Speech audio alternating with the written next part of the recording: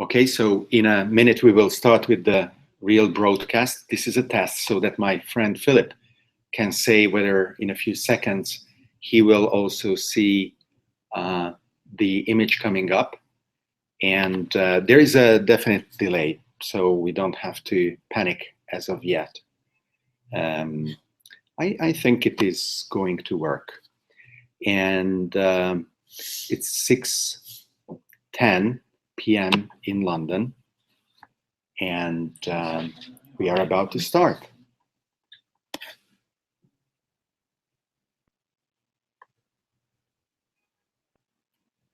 It usually pops up when it says something streaming live.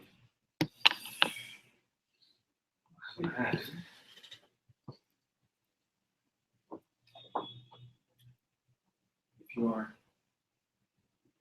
okay, go. Oh no, that's not that. Okay, events. These are your events, right? Yeah. So well, the ones I've accepted are either arranged or going. Why don't you go there? Go where? The Facebook. Oh right, yeah. So,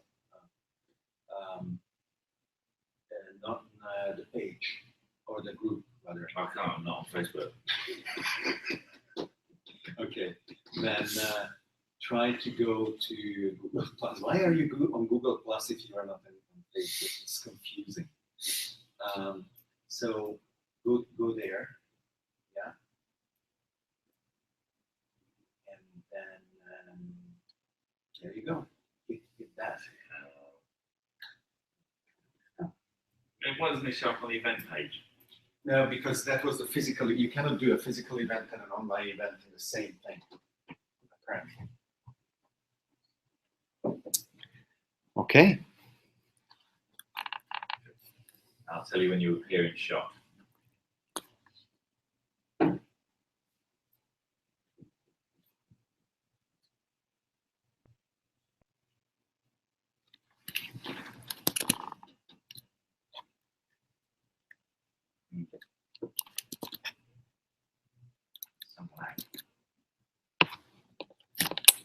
That's fine.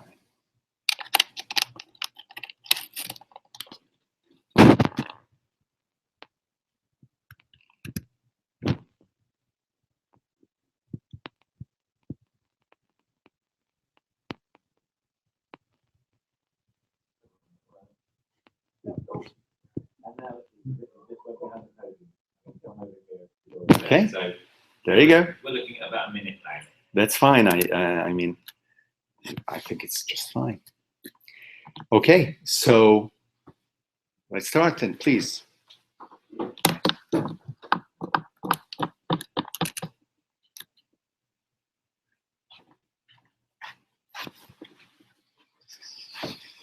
Hello and welcome. My name is Philip Sheldrake.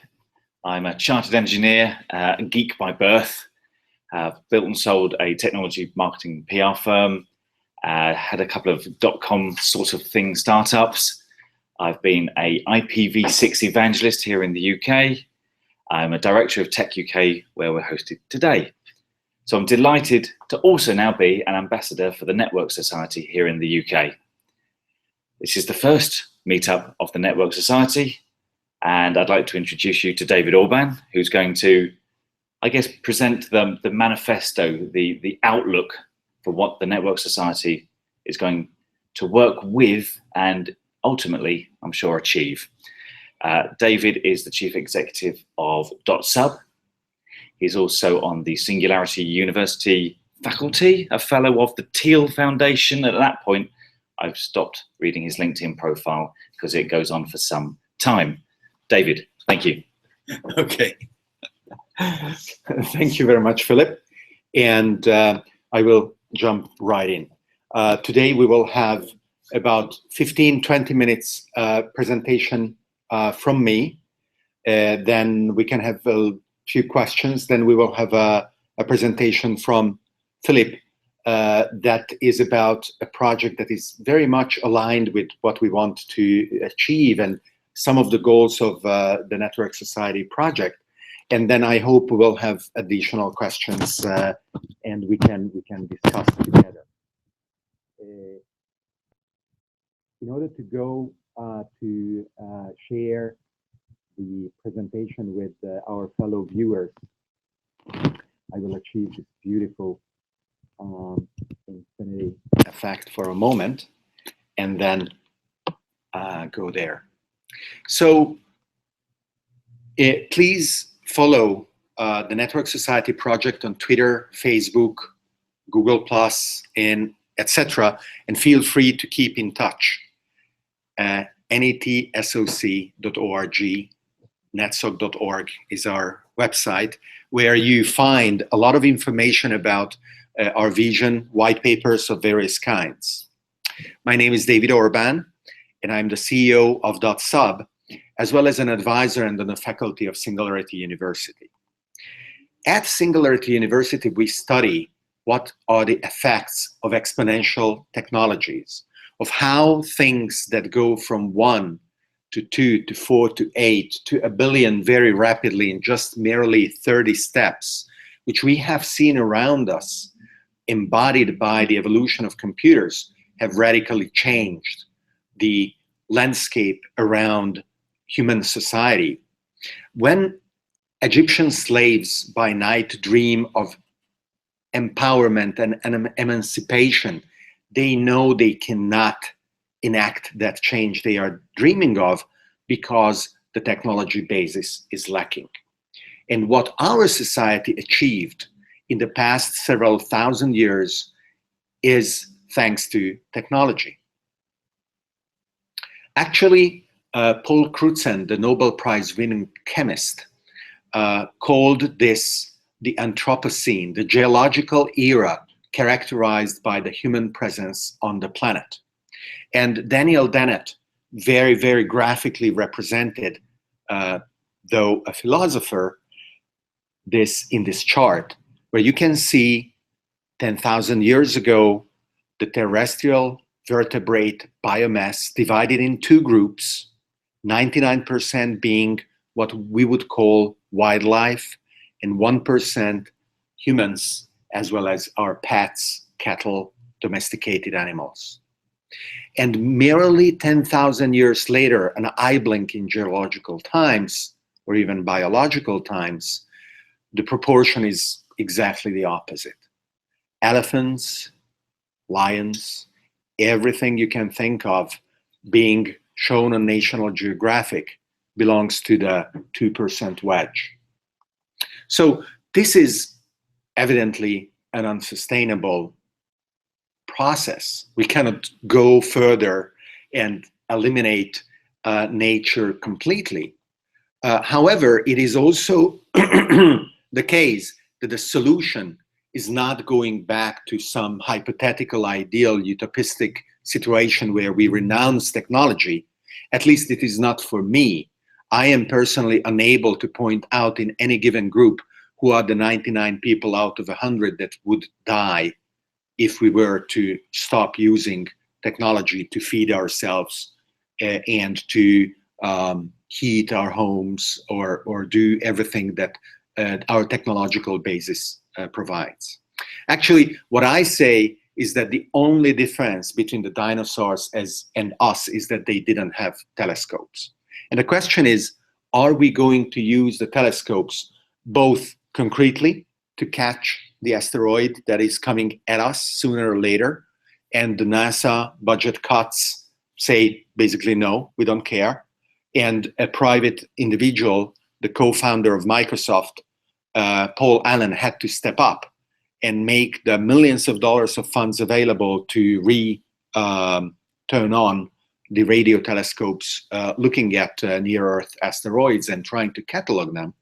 But also the question is, are we going to use, metaphorically, our telescopes of reason and science in methods of exploring and understanding the world around us, as we have been doing extremely successfully for the past 500 years?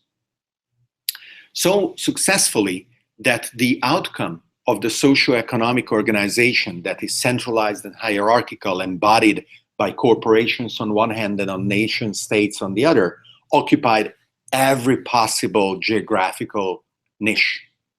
There's no single place on the planet where you can be, except Antarctica, that doesn't belong to a nation state. There's no place on earth where you don't have to basically show papers. And there's no excuse, you know, you cannot say, well, I don't have another planet to go to yet.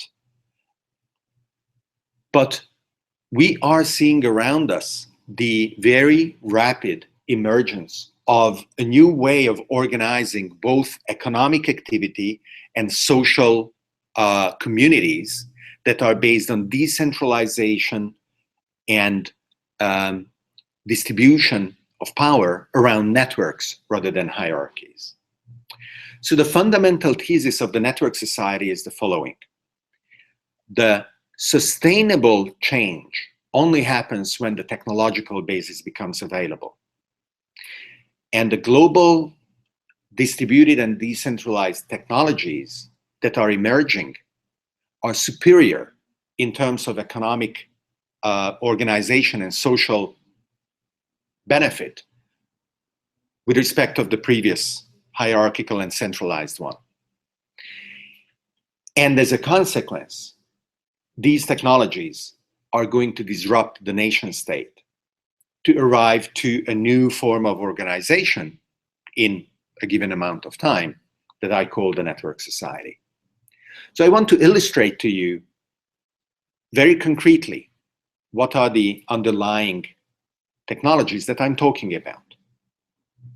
In energy production, solar panels are fundamentally decentralized, available to anybody to generate electricity, soon to drive your electric car. Coupled with batteries, they overcome the problem of uneven production. And in more and more places, photovoltaic solar energy production is economically superior to coal plants or gas plants without any state subsidies giving them incentives and advantages. In manufacturing, 3D printing makes available production capacity not only for prototyping, but actually for final products, where GE in its latest jet engine uses 3D printed parts in the planes that you fly today. These are not prototypes. And it is fundamentally distributed, available anywhere, where even more importantly, not only it undercuts the current acquired wisdom of sending an order of 1 million pieces of something to China and wait 6 months until the delivery and then run huge advertising campaigns, crossing our fingers that the 1 million widgets are sold, overstocking channels and retail stores necessarily in order not to have shelves that are without.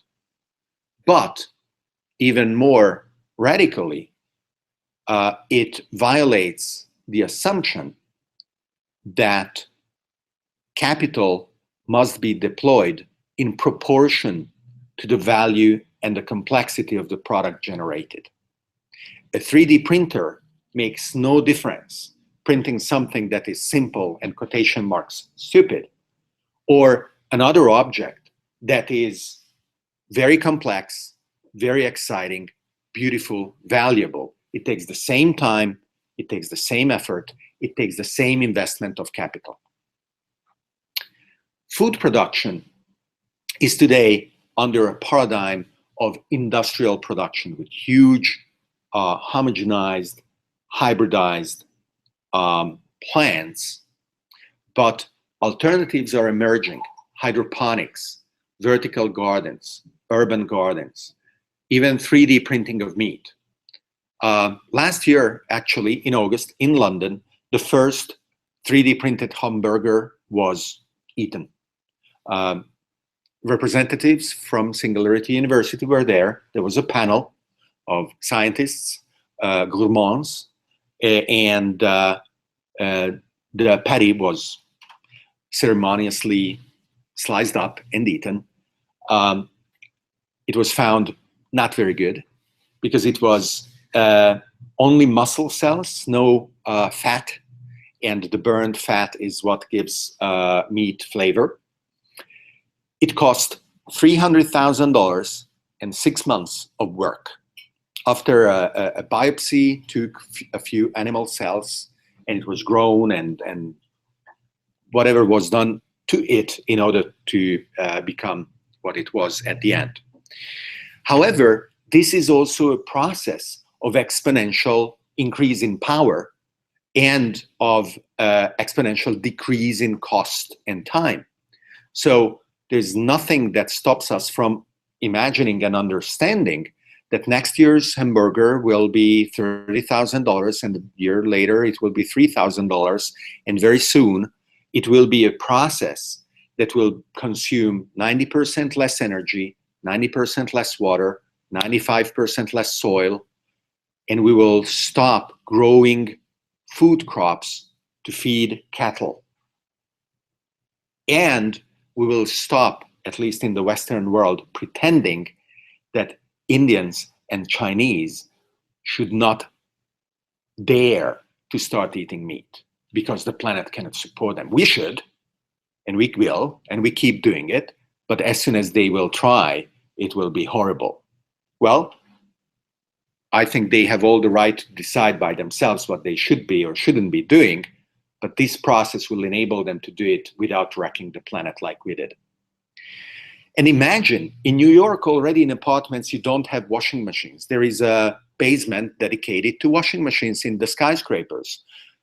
What if we added to those another couple of stories where the food is grown with all the variety that you want, without use of pesticides, because it is a controlled environment, locally, without using any energy for transportation, and even more importantly, transforming agriculture from an endeavor proportional to the square of the area occupied to the volume that is available instead. This is a revolution capable of feeding 10, 20 billion people on the planet.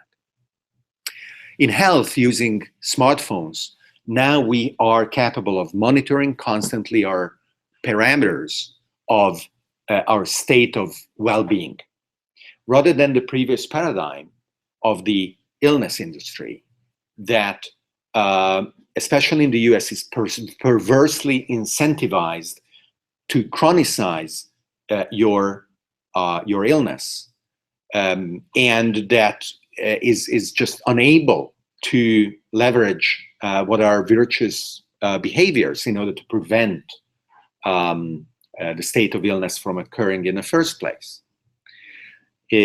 Monitoring through sensors that are ever more sophisticated and being aware of the transformations of our bodies empowers and enables us to act.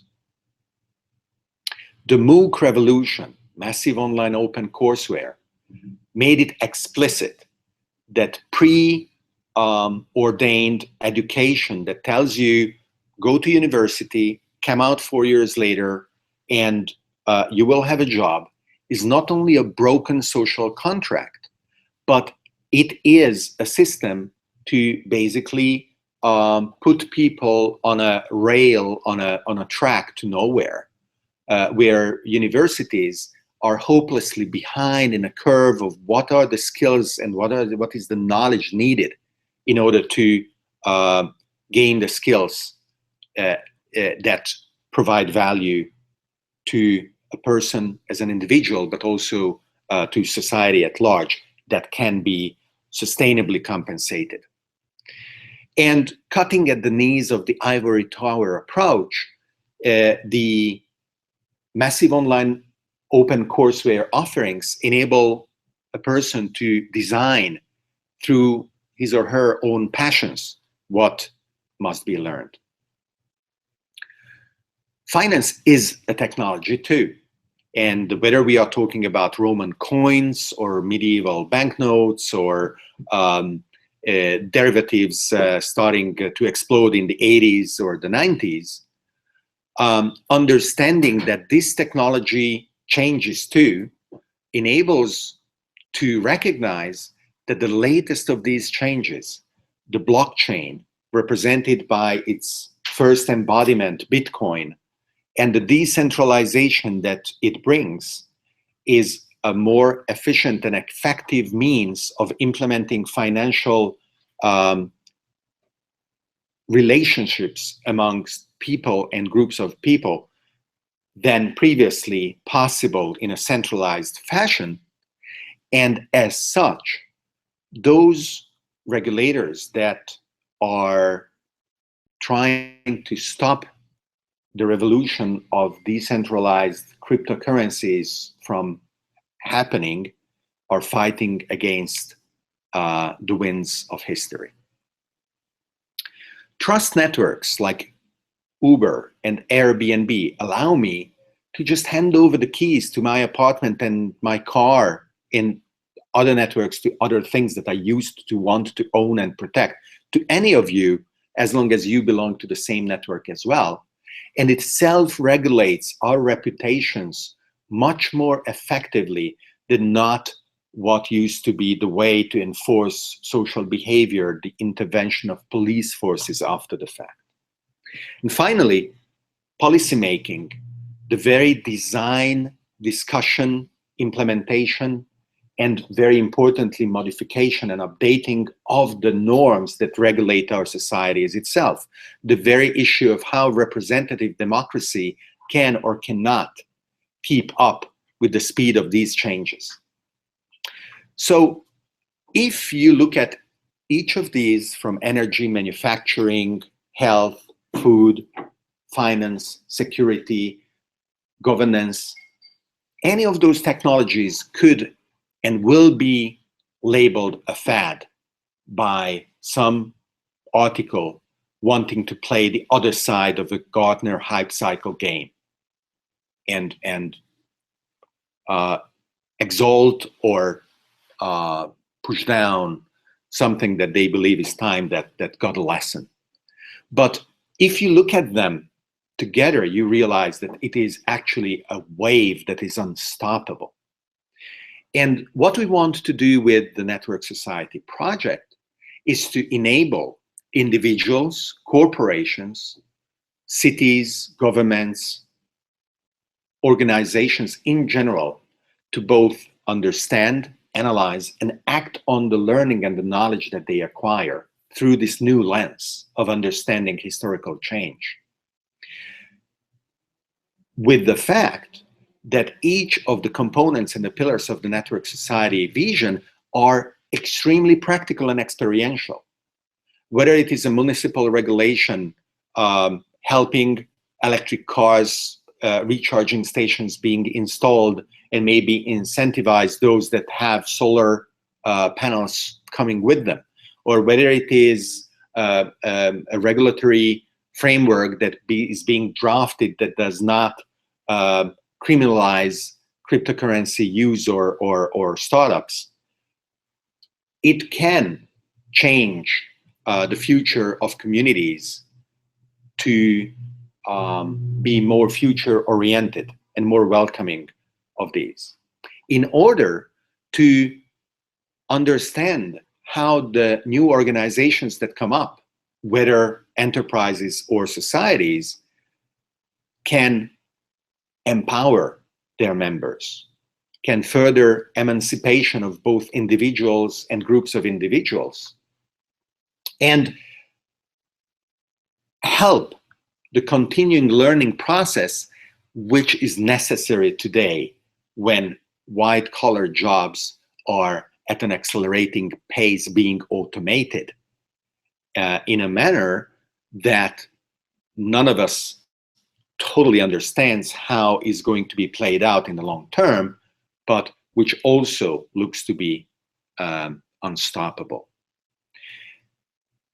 I also believe that there is a false dichotomy between for-profit organizations being sustainable economically but unsustainable in terms of their social and environmental impacts, while non-profit organizations, charities, are exactly the reverse, running after grants and sponsorships year after year, while trying to carry out their social mission with the leftover energies. And the new approach can bridge and found new types of endeavors where the two things are not contradictory anymore. The dignity that we give to individuals who will be able to be part actively of their communities is a necessary solution in order to rediscuss and redefine social contracts that are breaking down and otherwise generate dangerous tensions both internationally and locally. The fact that this is already happening is evident in the way that bureaucracies are reacting. They resist. That is what they are for, change. They want to perpetuate through precautionary principles the existing regulations and are in a state of panic. Almost as immune systems in a body which overreact to the point that if I have not allergies, my immune system will not hesitate killing me in order to protect me from the nuts. And I can tell the system that it is nuts because I want to live regardless. In the same way, bureaucracies stop solar panels being installed in the state of Hawaii because there's a law that says that they must be interconnected to the utility grid, and the utility company says that they cannot absorb the peak power anymore. Okay, no more solar power in Hawaii until worldwide ridicule and 4 months legislative effort wakes them up. They rescind the regulation and solar installations can start over. Or exactly how 500 years ago Martin Luther decided that the Bible should be accessible directly to everybody, translating it from Latin to German and starting hundreds of years of religious wars because a priesthood should not be the one mediating and intermediating between man and God. And this past January, the Food and Drug Administration decided that all of us are too stupid. We should not be able to obtain the direct reading and access to the sacred texts of our DNA. And it should be only delegated to the priesthood of the medical profession, the ability to read what that says and to interpret it to us. The Department of Financial Services of the state of New York submitted draft regulations for Bitcoin startups that impose compliance costs higher than those suffered by banks. This basically means that the hundreds of billions of dollars of damage that the banks caused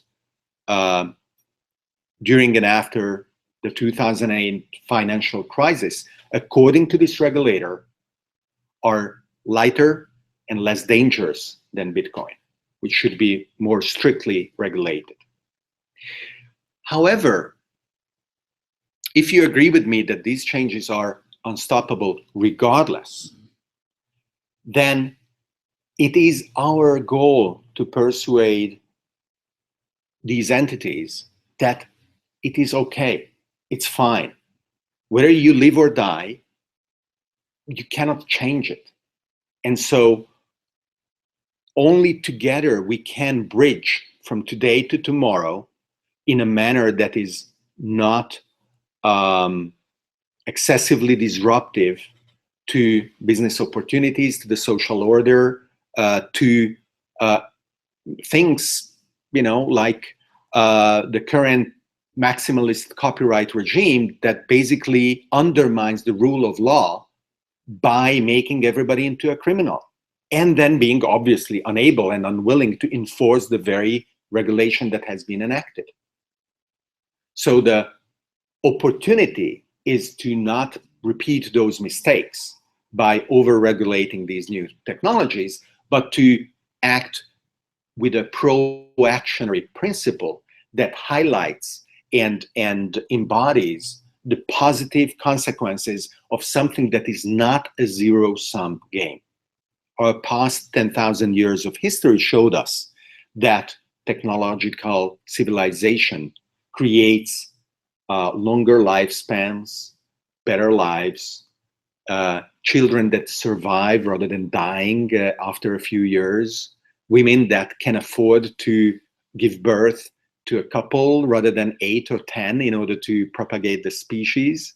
And we have even further conquest ahead of us that with the Network Society project, we want to explore.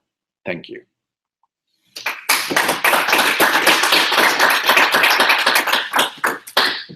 So why don't I go back to stopping the screen share and give you the opportunity to ask a few questions. I will not turn around the display as maybe I should in order to give you the opportunity to be recorded on the broadcast as well. Or I could, I don't know. Philip, do you want me to?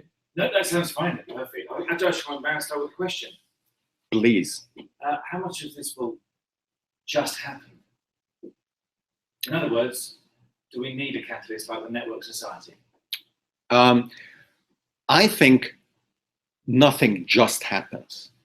It is, I think, very, very important that we, those of us who have the energy, the intellectual curiosity, you know, like athletes who train and feel the pain of the process but still enjoy it, we like the intellectual struggle of creating structures that have no reason to exist. You know, there's no natural law that says human societies have a given structure and they define a given benefit.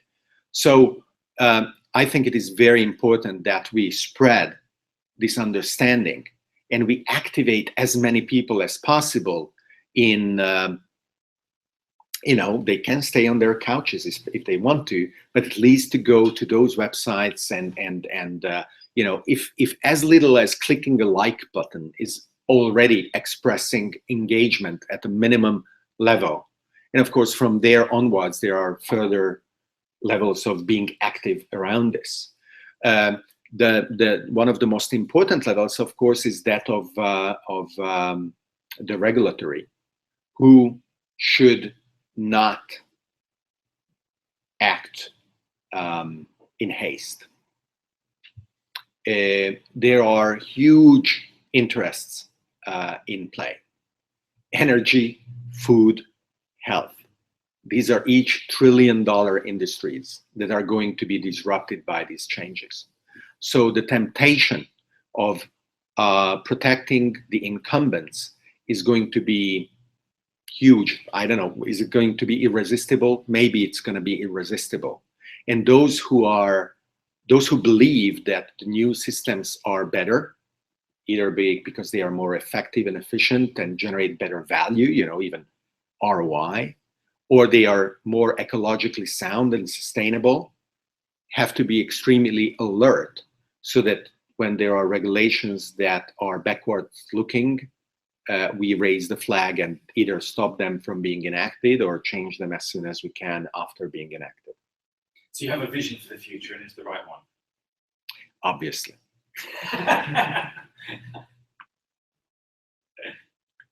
Please. I could fly anyway. Oh, please. Oh, as many as you want, obviously. Speak loudly so that anyone's tuning in, they can hear. All right. Well, my background's medicine and health. Yes. And I come from a previous generation, you know, born before the war and all that. Yeah, I was confused for a minute. That's one of my favourite lines. And if nobody questions it, I'm really worried. And I come from, I trained in, you know, 1980 and before the explosion in Western diseases. And things were different then. We never saw dementia. We never saw type 2 diabetes. We didn't see polycystic ovary. Osteoporosis was rare enough to go to a specialist clinic.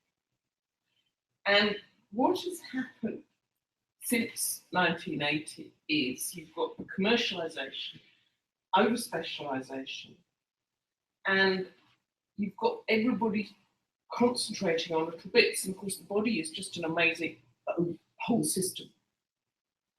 And what, for instance, my particular interest is physiology and biochemistry, and I'm a bit of a geek, amongst other things.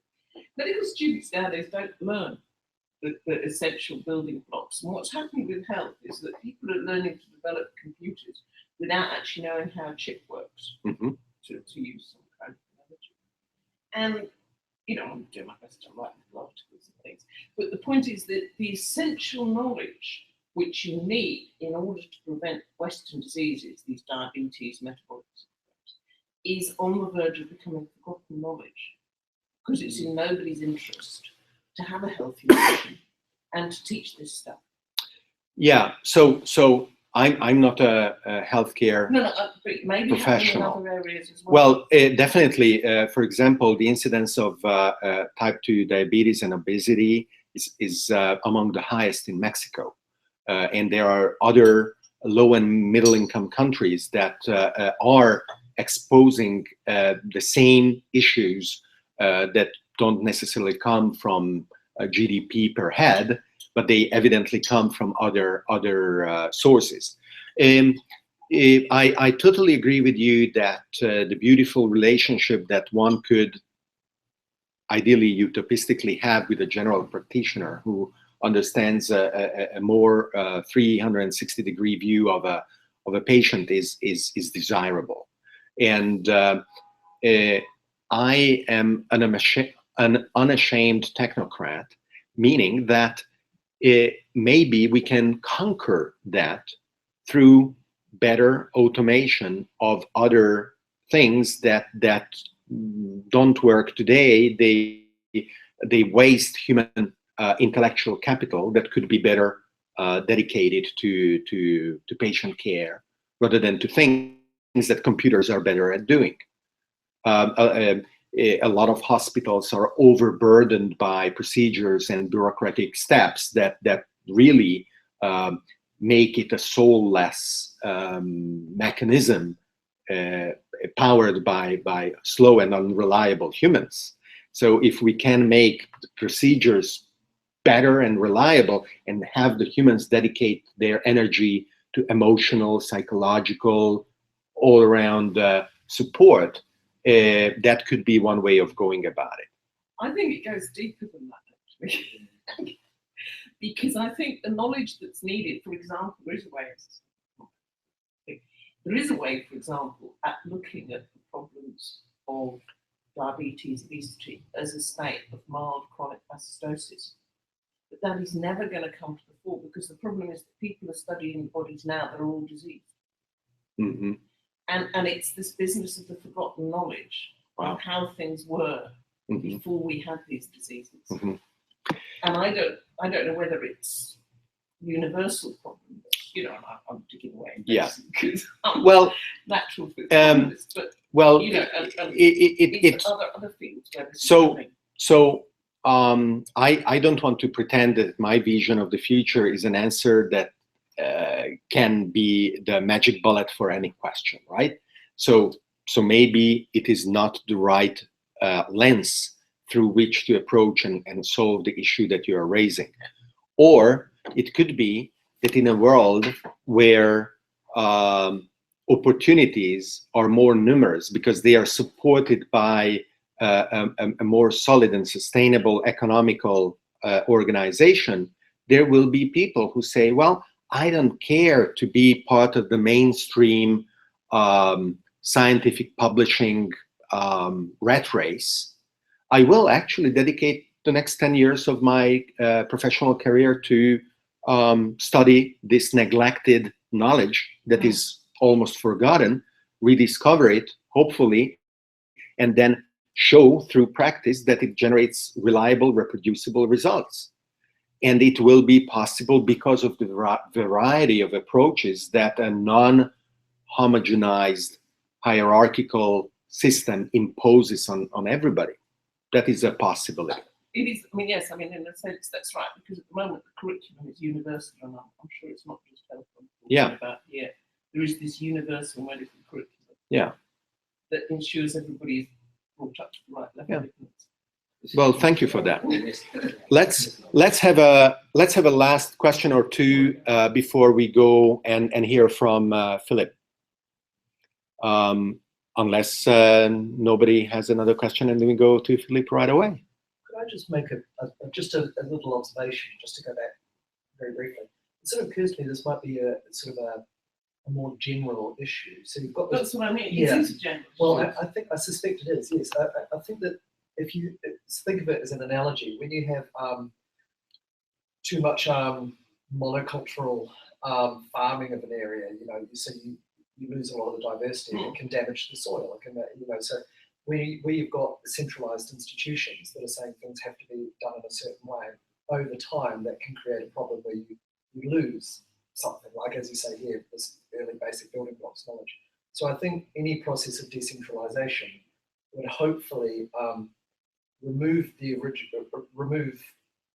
what looks like a source of the problem, and hopefully allow some kind of regeneration to occur. So as David was saying, people fill the gaps and start to pay attention to these areas because they're not being incentivized not to so much anymore. So I think it's a broad kind of a problem. Yeah. I would expect to see it in other areas, just in different guises. Yeah. Thank you for that contribution. Absolutely. And just to reinforce what you said, definitely in technology, things like operating systems or chips or networking protocols or approaches to collaboration, different cloud systems. Homogenization and centralization is a problem in many ways. One of my favorite examples these days is, why isn't it the case that the smartphones that all of us have in our pockets start talking to each other, comparing our social profiles, our existing apps, and then based on the settings of privacy and preferences that each of us have, exchange those apps in a local ad hoc mesh network, rather than forcing us to go a continent afar while being spied on, by being exploited and becoming vulnerable for nothing. And this alternative view of mesh networks enabling communication in a much more effective manner is, I think, a necessary way of going towards the future, especially when we are talking about the Internet of Things, where the Google favored paradigm of building a bigger or collecting rather a bigger haystack in the hopes of finding better needles is just impossible, if anything, for ecological reasons. It is true that we have still a long ways to go before we exhaust our capacity of building larger storage systems, but we would be swimming in skin flakes if nature wouldn't recycle what we discard. The recent European legislation for the right to be forgotten, that has been used by over 500,000 times already to have stuff deleted from Google's indices, is not only for those who want their criminal records not be accessible. I think it is an interesting twist on what it means to have the right not to be permanently there, and the balance between the commercial interest of universal indexing and a very biologically sound human desire to be left alone is being played out interestingly on this scale as well. Okay, so Philip, come over. I feel very privileged, as I told some of you at the beginning. We have today at this London meeting people from Italy, people from France, people from America, and we have two of the Network Society ambassadors, Philippe is the UK ambassador for our organization, and Clément is the French ambassador. Actually, the second wave of ambassadors is about to be announced, and Clément will be in this second wave, together with Canada, Colombia, Argentina, Australia, and Germany. And I'm still holding out for Pakistan. I'm so hopeful that she will say yes. So let's hear from Philippe briefly about how he sees UK's role in potentially and hopefully embracing and furthering what are the visions and the goals of the network society as I described them, and then in a little more detail about the HIGH project, which is his specific vision of some necessary changes we need to make in the covenants around how we manage information, data, privacy, and these fascinating subjects. Over to you. Thanks very much, David. So as I think I mentioned earlier, my name is Philip Sheldrake. I'm a director here at Tech UK, and I mention that again because we've just launched a manifesto for the UK on how tech can do three things. The three, if you like, missions of Tech UK: make the UK a great place to do tech business, but also make sure that tech is good for the people of the UK and that tech is good for the UK PLC, if you want to put it economically. And it's also, of course, a fabulous time to produce such a manifesto just before the political parties dig deep and show us theirs. You know how this electoral cycle goes in good old-fashioned democracies as we have here. And I'm prompted at that point to compare the democracy that we can celebrate in the UK with the kind of decentralized emergence that is essential to the network society.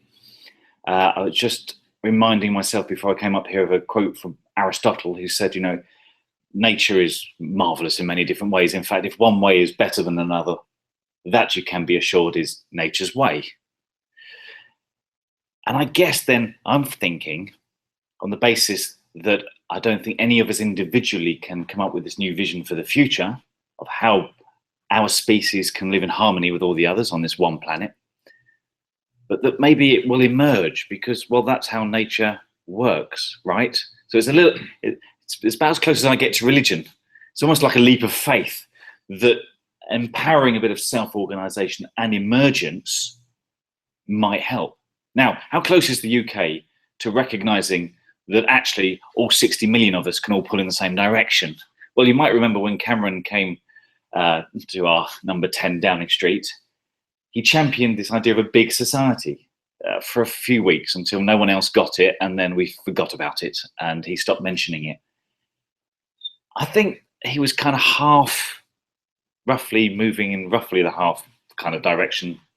I think if he'd called it the networked society, it would have made more sense, because big implies bureaucracy, doesn't it? And some kind of like enforced community.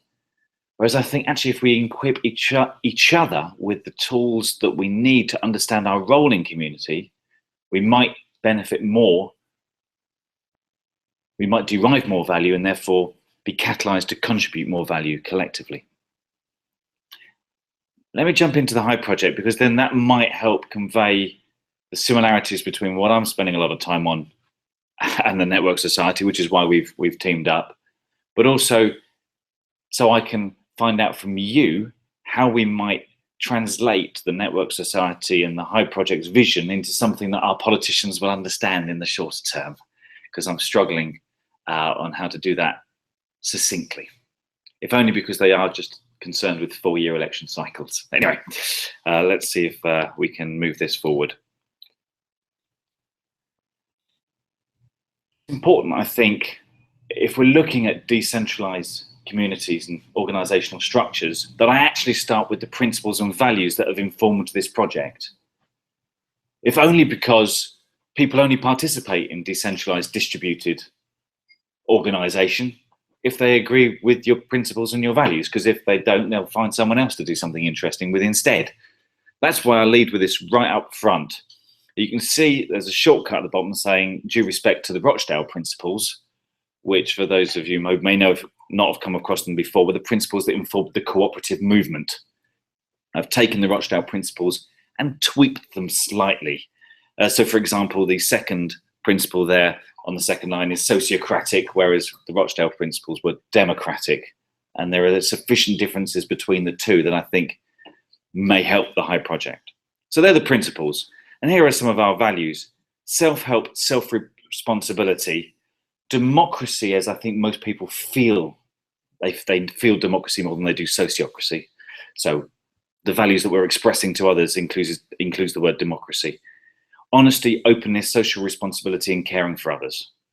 And most importantly, and having spent 10 years with Mozilla, I can absolutely vouch for the last point there, which is that consensus in a community absolutely best follows dissensus. As we like to say here in the UK, you've got to have it out, right?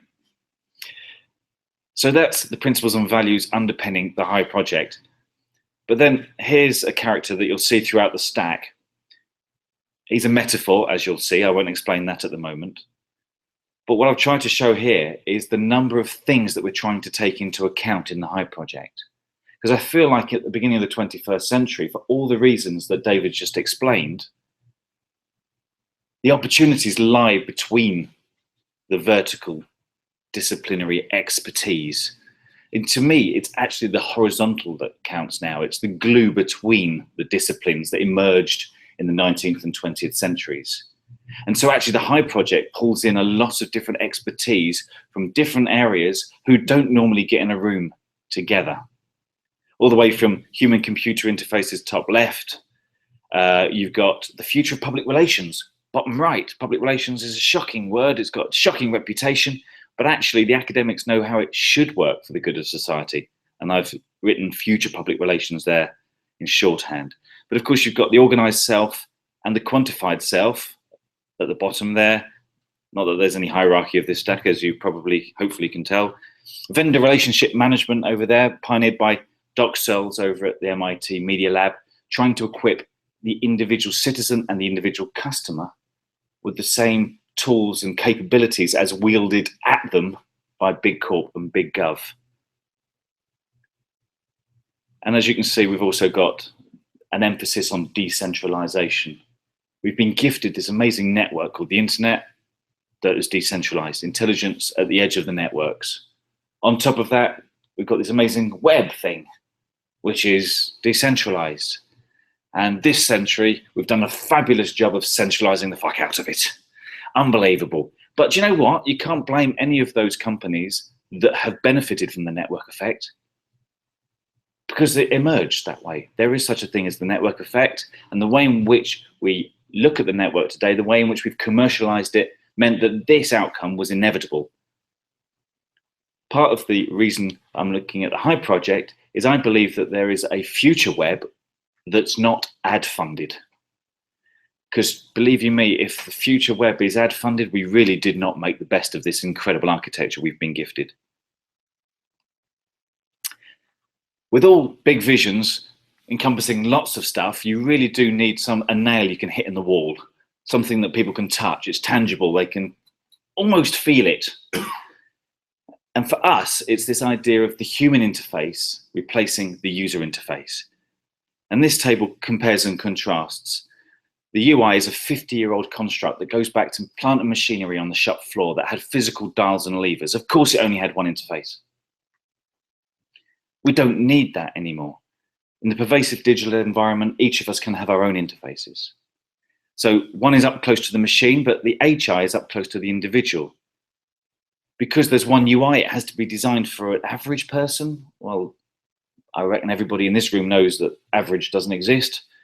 So we can actually create UI that's tailored to the individual's needs as HI. The UI belongs to the organization. HI belongs to the individual. I won't read them all verbatim because you can read as well as I can, but I will just jump to the bottom one, because when we first started talking about the idea of the human interface, everyone came back and said, well, organizations won't buy it because the interface is the product. It's a maxim that's been circulating for several years now, to the point where it's been taken as Fact. And for a while, we didn't have a response until we thought that actually the response is as simple as the product is the product. And yet, as I go through this, hopefully you can then start thinking about the product as the product, interfacing with you rather than insisting. So seamless. So it's seamless, definitely. It almost disappears. You don't have to think about it. Anyone who's worked in IT will know the best days are when nothing happens. You either nothing happens or you suck, right? So it's best if nothing happens. The IT just dissolves into the background. And because this is an open platform, as you'd expect from the Network Society, as you'd expect from me, I like to think we might ditch this idea of a user, which to me just invokes the idea of someone who's addicted to hard drugs. I think it's a disrespectful term for your employees. It's a disrespectful term for the people who buy your products and services. They're all humans, and fabulous things humans are as well. So I would rather call them individuals, people, humans, anything but user. It might only be semantics, but I think it's important. So how do we bring this to reality? Because I think a lot of thing about blue sky thinking is how the world should be. And I'm always cautious of the word should, because just because you think it should be doesn't mean that it could be. And if it couldn't be, then there's no real point thinking about what should if it couldn't. So we've also tried to plot a route forward that plays to the mechanisms, the dynamics of today's society and today's markets in order to move from the UI construct to the HI reality, to moving from thinking about your life as branded silos, which is basically what your smartphone looks like at the moment, to actually making your interface with the world represent the way you think about your life. Think about the roles you play down the street, in your family, at church, in the school. That's your life, not a series of branded apps. So we think the route might be in through the challenger brands. There's always challenger brands in every sector you might think of. And we can say to them, would you like to stop spending money? No more CapEx. Would you like your operational expenses to be reduced? Would you like to focus on your core competence, allowing the High project to focus on interface?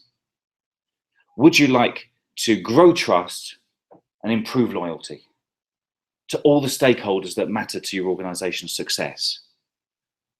The word no-brainer is used a lot, but we hope that's sufficiently compelling for some of them to at least offer the HI experience alongside the UI until such point that they feel that they can close the UI and then just interface with you on your basis.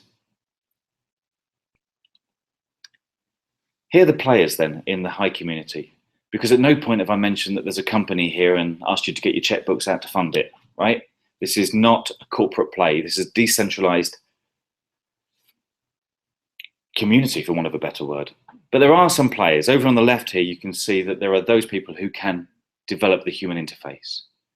The engine that sits behind the personalization of that interface on the fly, and the components for each of the facets of life that they need to assemble in the moment. I like to call them the geeky types. Many of you in the room will recognize that type. Then, of course, you've got the people who might deploy HI, will seed it, because I don't see the individual in the street. I don't see my mum necessarily, God bless her, coming along and saying, I want HI. But when she gets to experience it through one of those challenger brands she's become a customer of, she says, oh, this is quite cool. I quite like this.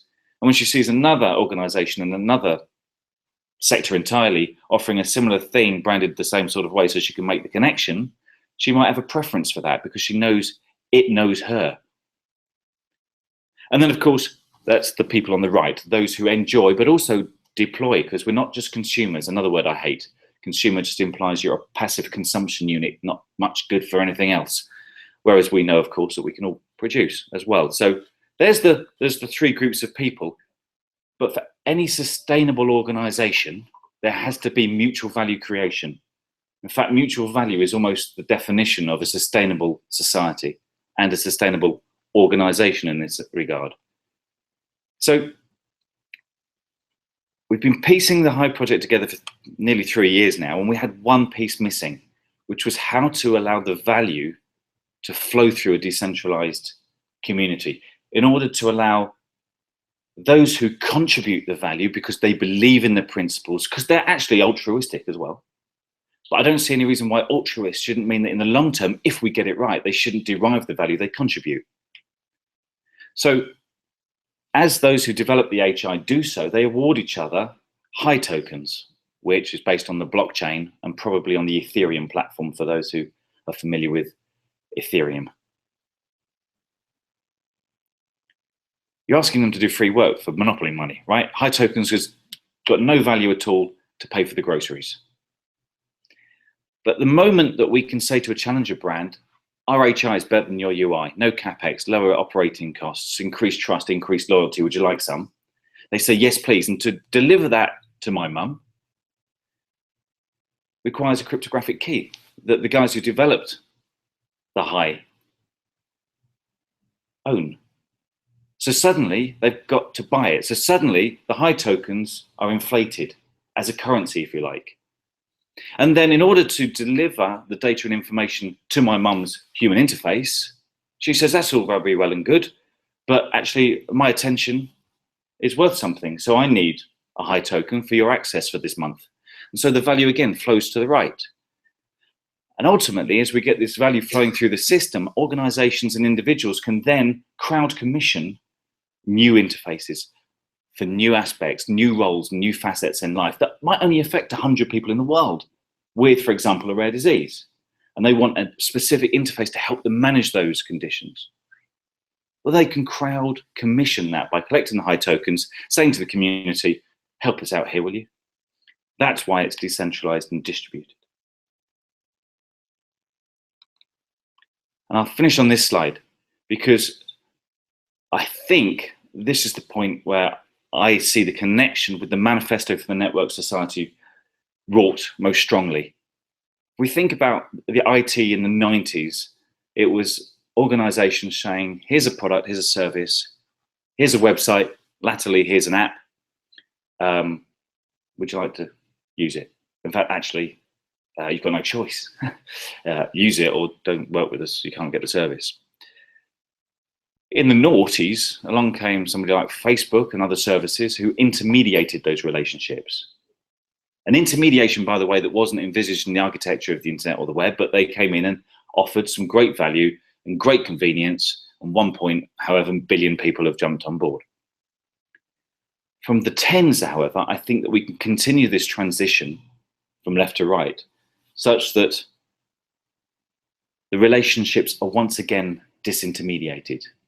And once you have disintermediated them, and the power is with the humans, and it's the humans that count here, not the body corporates, that we can help facilitate self-awareness, self-knowledge, self-organization to help pursue some of the items that David explained earlier. Thank you very much. Thank you.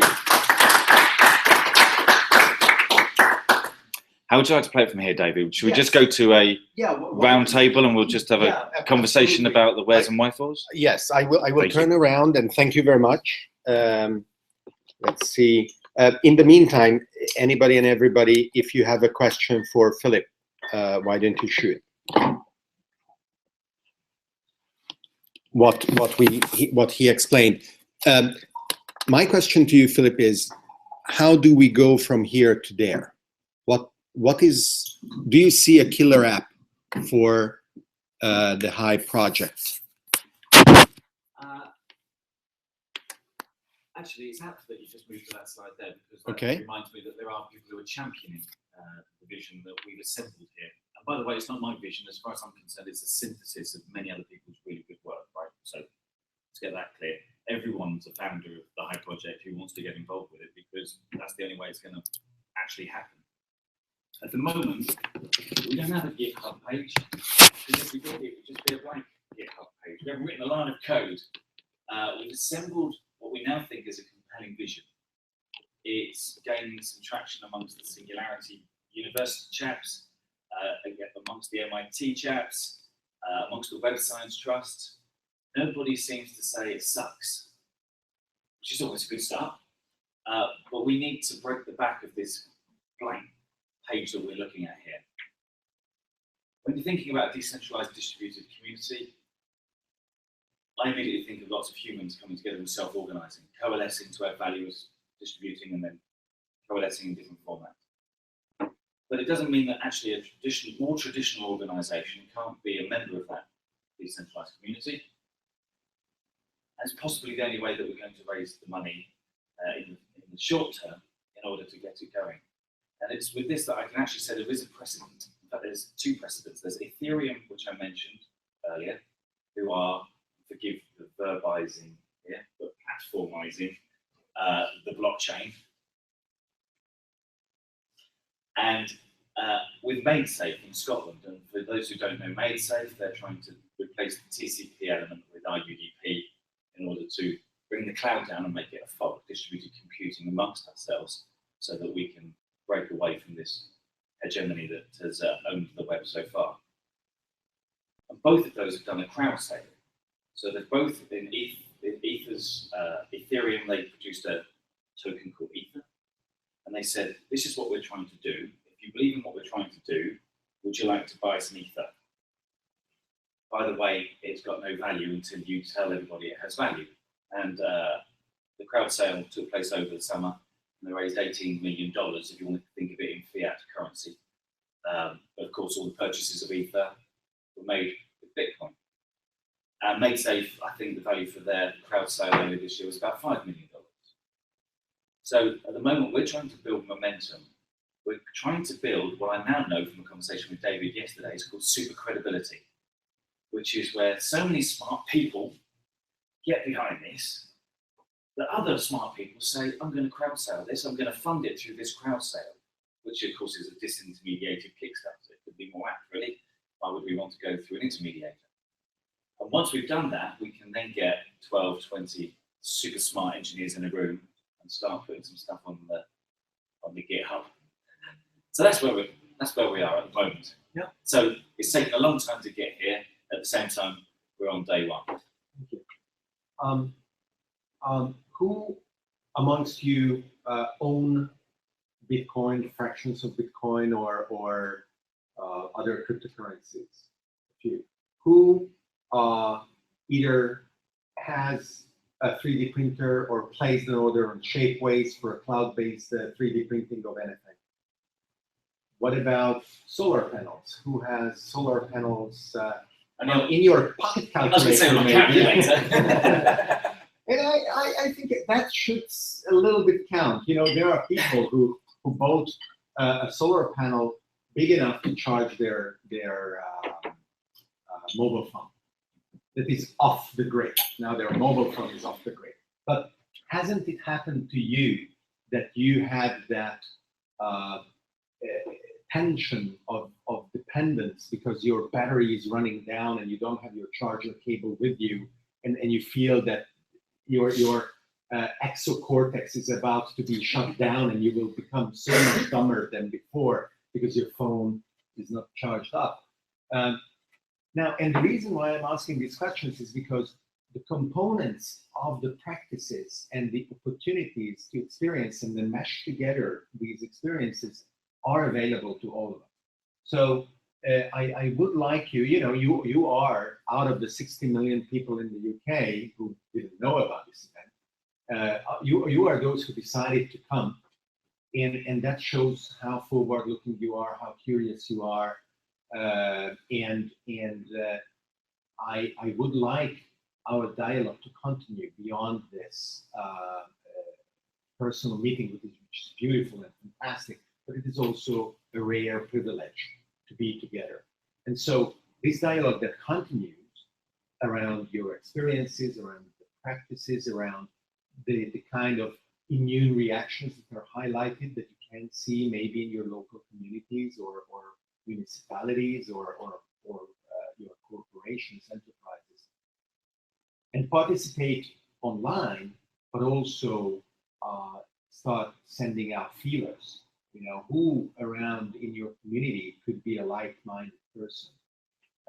I met at Maker Faire in New York 3 weeks ago, the founder and CEO of Tech Shop, Mark Hatch. He after 5 years, now has incredible data. Hacker spaces, maker spaces are becoming more and more popular. And Pet Shop is one of the more expensive ones to start. It requires an investment between $5 and $10 million over the course of 2-3 years. It's a membership model. People pay, I don't know, something like $150 per month to then get access to millions of dollars of equipment after being trained on how to use them. And so Pet Shop in the Bay Area now existed for 5 years, and Mark has data that $2 billion of shareholder value have been created, $200 million of additional salary,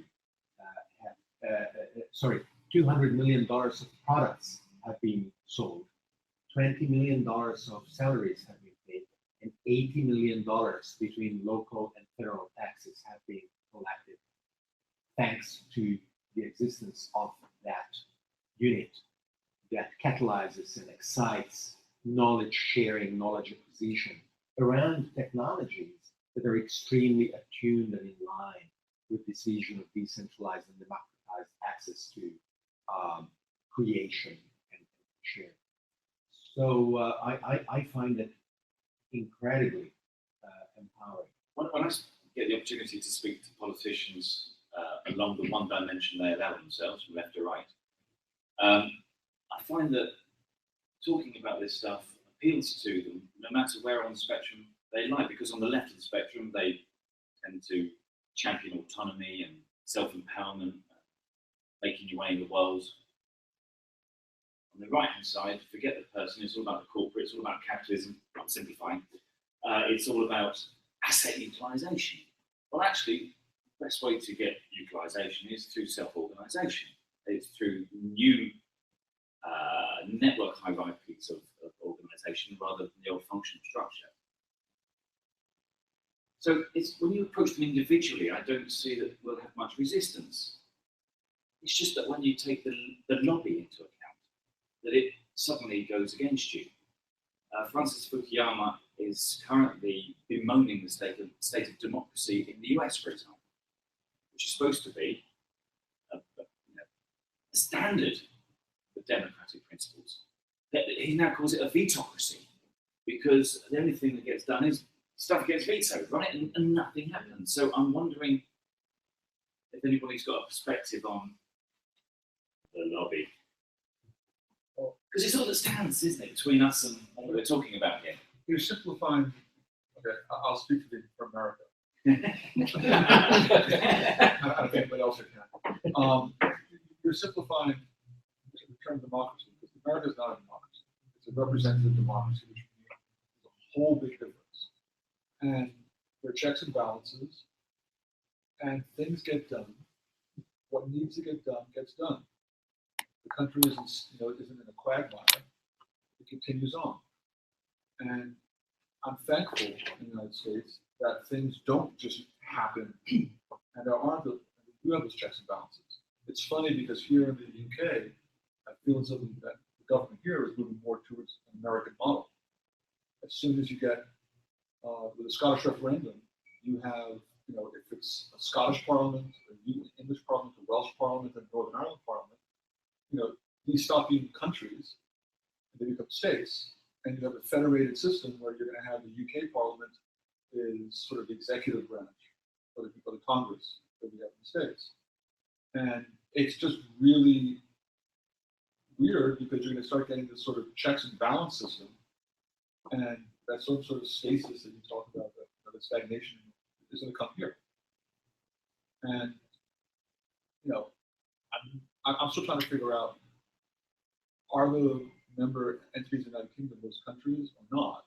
I mean, because you have this thing with this rugby thing, the Six Nations. So, and some of these entities also have their own football teams, so they could. So, are they countries? I mean, what constitutes a country these days? It's just really confusing. So, if I can summarize what you're saying, you don't have any more faith in the current political process than maybe I polemically expressed it. Well, I do have fake Oh, thing. you do? Okay. No, because it works.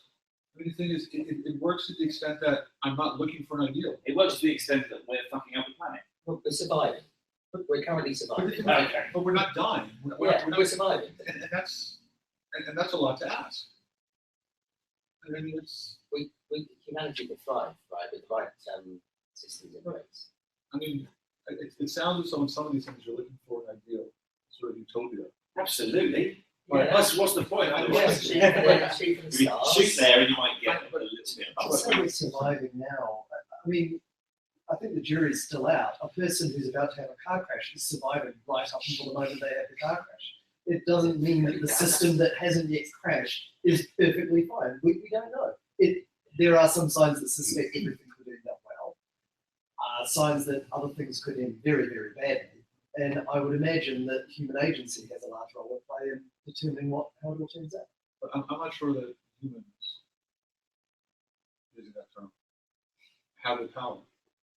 I think I think so much has been seeded that clawing that back from all these establishments and all these institutions that have been created over the years, I'm not sure that it's possible. Well, I think that's what Paul was Yes, talking about. yes, and you know, there the U.S. is also a very interesting example of the survivalists who try to disentangle themselves from the social network, and sometimes they are forcibly brought back into the fold, right?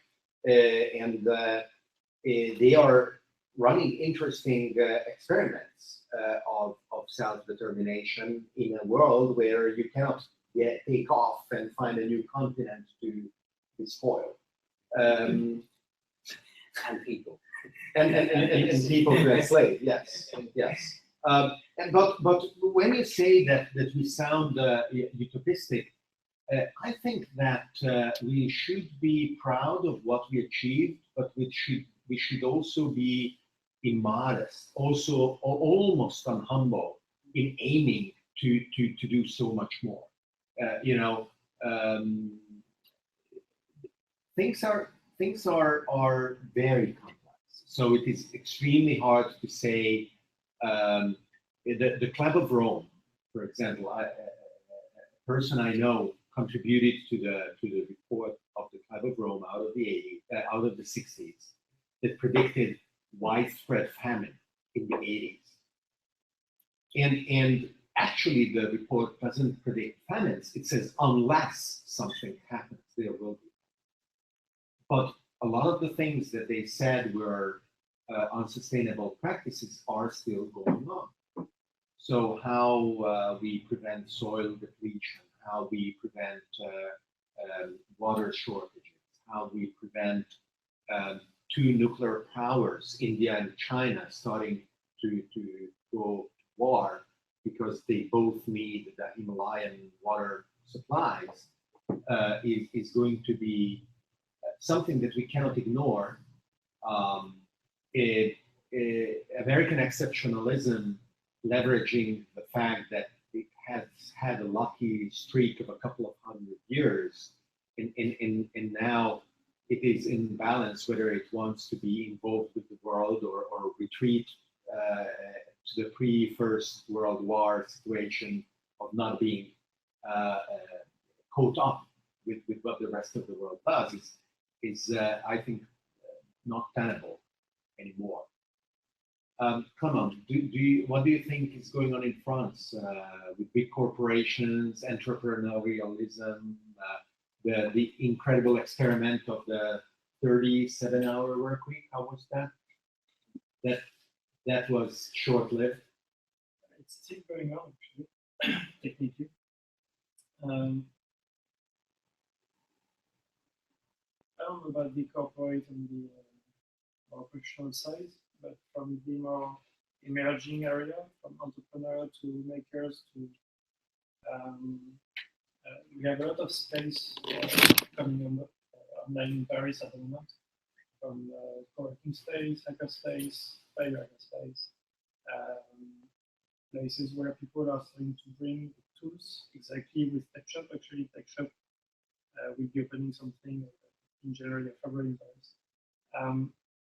What's very interesting is at some point you have a critical mass, and we are clearly at this point, at least in Paris for now, where all these communities are joining together. They are starting to get more pluridisciplinary. They are bringing new tools for collaboration. They still need a lot more tools for documentation of what they are doing, for sharing it, for accelerating the process. And by doing so, you empower the people. You empower their own product, because often they are stuck in many different mechanisms that make them slow. And at some point, you come to the financial aspect, and that's where you come to the corporate and the more structurized economical organization.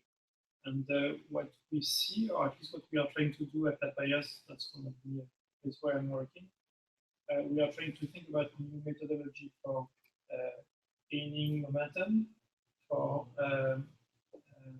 making sustainable actions for the project people are trying to develop, and at some point to be able to be self-sufficient in their development and deployment and spreading of their idea or concept technology. And, I don't know if it answered your question, but well, that's fine. I mean, bringing your experiences and Clément's background, or one of his passions is biohacking. I don't know if some of you are not familiar with the term. Biohacking, DIY bio, basically brings this maker spirit into places where it becomes very interesting. At MIT, for example, there is a yearly contest that sees literally hundreds of teams of high school students compete for the best mutant organism. And a couple of years ago, the winning team designed a bacterium that, while growing, would smell of roses, and when they would start dying in the petri dish, it would start smelling of bananas. And that was it, whatever it means or nothing. And the FBI liaisons with this organization and constantly has a conversation with the teams and the team leaders. So obviously they totally freaked out, but at the same time they also understand that it is knowledge that cannot be shut down, it cannot be extinguished, and it cannot even be managed. It can be observed, and then you can start building understanding of what second and third order consequences can be. But it is a fascinating and extremely rapid development. When we are talking about exponentials and we are accustomed to Moore's law, doubling the power of chips every 18 months is nothing compared to what is going on in synthetic biology and DNA sequencing and DNA printing, which is growing about five times that much in speed. It is projected that after having cost $3 billion for the first human DNA to be sequenced, today costing $2,000 approximately, in the next 5 years or more or less, the price will go down to 20 cents. So imagine a world where your DNA can be and will be sequenced 20 cents cost. Just because of the topic you are broadening, maybe it's kind of something that we even connect with the current topic. The agentic competition that you are talking about, that started 7 years ago at MIT, had 5% the first year, and today we are after it's almost 10 years now, but we are at 375 teams all over the world. One thing that's very important is students during their summer, instead of getting ranked, are working for 2 months in a laboratory that's open for them. World class. Yeah, sure. And their work is at the end presented in Boston, so they have to pay for the expense to go there. They have just 2 months limited access to this, and because they are students, at the end they have to restart to do their study, or they will be moving to a job position. And one of the things we are trying to develop currently at La Payas, and we have another hackerspace, biohackerspace in Lausanne called Aquarium with our colleagues. We are trying to develop inside of our laboratory full year access for these kind of teams to be able to work. And that's where it's becoming interesting. And maybe to answer to your question earlier about medicines, I think David was trying to talk about it is you have, let's say, 10% who are working in a very specific disease, and they have limited access to resource, to computing, to system that can extract information. And I think what IBM is doing with Watson, and still 1 week ago, they've been opening it even more in New York with a startup community and everything, is we see more and more people who have access to cheaper tools, as David was saying. So from 3 billion, we go to a few cents in 5 years. And we have more and more students who are coming online and who are studying these kind of things. The biology is becoming a science of information instead of being something messy where you don't really know what you are doing with all this stuff in the bench. We have people like Venters and others who are starting to build life form technically and metaphorically as a computer program. So I just shoot some letters. You have A, G, T, and C, and it's a line of codes. And the same way you are coding your platform, let's say Ethereum or something, you are just going to shoot the letters and you are trying to change the meaning of it. And that's how students are able to engineer this kind of bacteria. But what's very interesting with this particular topic tonight is that still having access to the material to do it, having access to the people who do it, and having access to the funding to do it is still quite expensive, especially for Gen, for example. And what we are trying to imagine at the moment is how do you use blockchain system to do research? So it's not just about economic, it's not just about law with smart contracts and all the applications that we often see coming. Is how do you empower the people, as you said, so you focus on the human side, but at the same time, as you are saying about education, 5 years for not nothing, but after this 5 years of studying, you have to test yourself and relearn everything. So how do you learn and at the same time produce something? And at the end, about the biogas aspect of it is how do you change the way we are doing the research? And so if instead of having 10 people who have limited access to resource, research and capacity to go through all the multiple research that are happening all over the world, because of the license aspect, you don't have access to what others are doing. What happens when you have 1 billion people who can do this kind of thing? Can I talk about health specifically? Yeah. The problem with health is that the frameworks are wrong. And I've been kind of working through, actually, qualified medically, but I was. The problem is that it's the weight of establishment in the vested interests in the existing models. And I don't know how you shift that. I have a particular interest in mental health, in physiology and biochemistry. And how do you, because the problem is this is the industrial medical pharmaceutical complex. And the whole thing is that we have to change people's attitude to their health. Instead of going to the doctor, you have to put the patient at the center with the education who can say, well, actually, today I'm going to go and see the chiropractor. And you actually need to, that's what needs to happen. We don't need, sorry. The new technology is just a waste because, sorry, this is where I'm going really off the board. We don't know what DNA does. The idea that this is the blueprint for the future, the theory of evolution is deeply important. It's still a theory.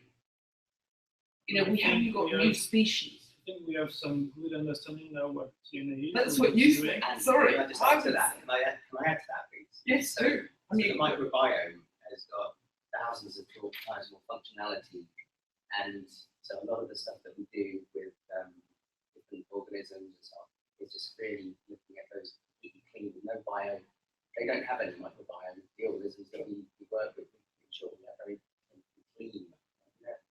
So biology and health, biology and health are certainly extremely complex, and if we start talking about epistemology and how science works can I or just give you an doesn't work. example? The classic DNA model has got no feedback loop apart from random mutation. Tell me a system that doesn't have feedback into it that can react on a moment-to-moment basis. Sure. DNA is simply fixed, and that all theory around it talks about the fixed DNA model. That is flawed. No, but it's not, you just, I think there was a contradiction there because of the time domain. A feedback loop that you can think of in human, that a human can relate to, happens in milliseconds, seconds, minutes, years. You're just describing a system where those mutations affect a feedback loop with the environment over centuries. It's just a different x-axis. No, it's not actually, because, for example, I'll give you an example of evolution that's happening. Youngsters nowadays are growing up without wisdom teeth. In 2 generations, our jaws are becoming undershot, and we're losing our top layer of teeth. Now, that isn't according to theory of evolution, because it's not a random mutation. It's multifocal. You know, everybody's doing it. It's not like one granddad with wisdom teeth done a lot. That's because it's a field change.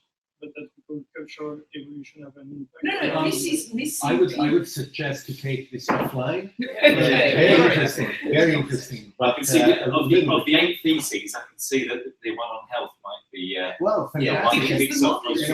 And of course, it is a pillar that is very important, and these kinds of debates are healthy, and they will come about. We touched on the UK, on the US, on France, and I want to touch Italy as well, and maybe you guys can add some other examples. But the example that comes to my mind with regards to the changes we see around as Italy is regarded is that state revenues, taxation, come in a large part from taxes on fuel. Italy has one of the most expensive fuels in the world, not because oil or gas or whatever else is more expensive in Italy than elsewhere. It could be, or a little bit it is, because all of it is imported rather than locally produced, but mostly because of the huge amount of taxes that are put on top.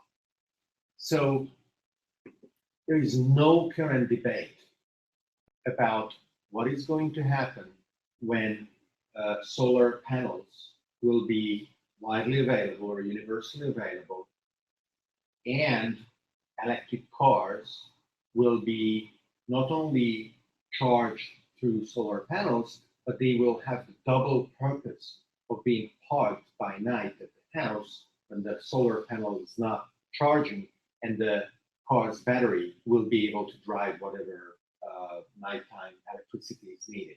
Not a lot, but a little bit. And if you think about it, and the state realizes, oh my God, where are my taxes going to come from?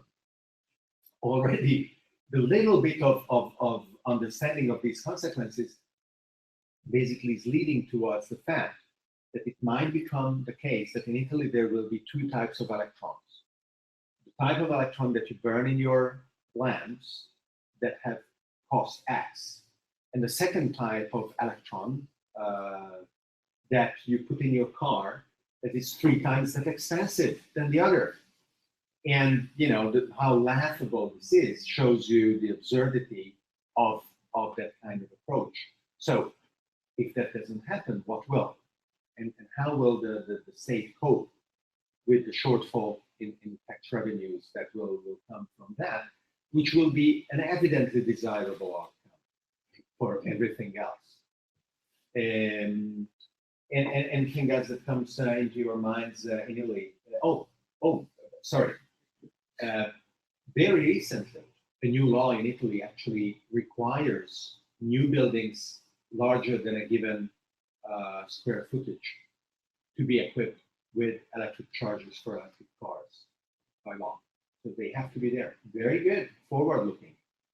So just like in health, in policy and governance, also complex systems interact, producing interesting outcomes.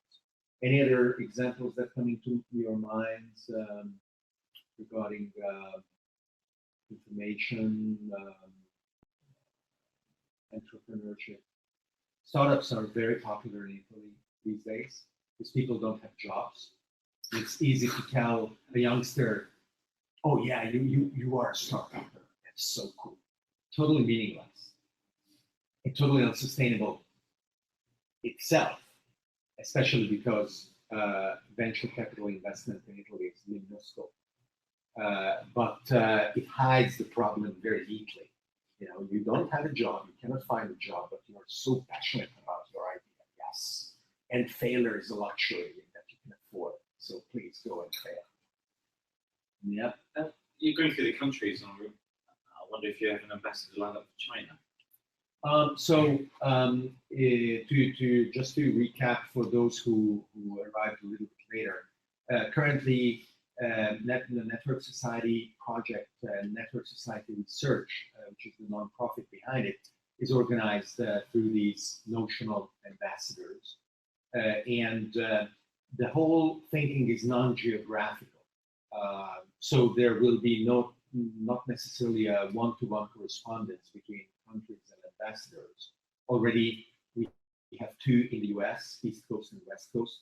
We have two in Nigeria.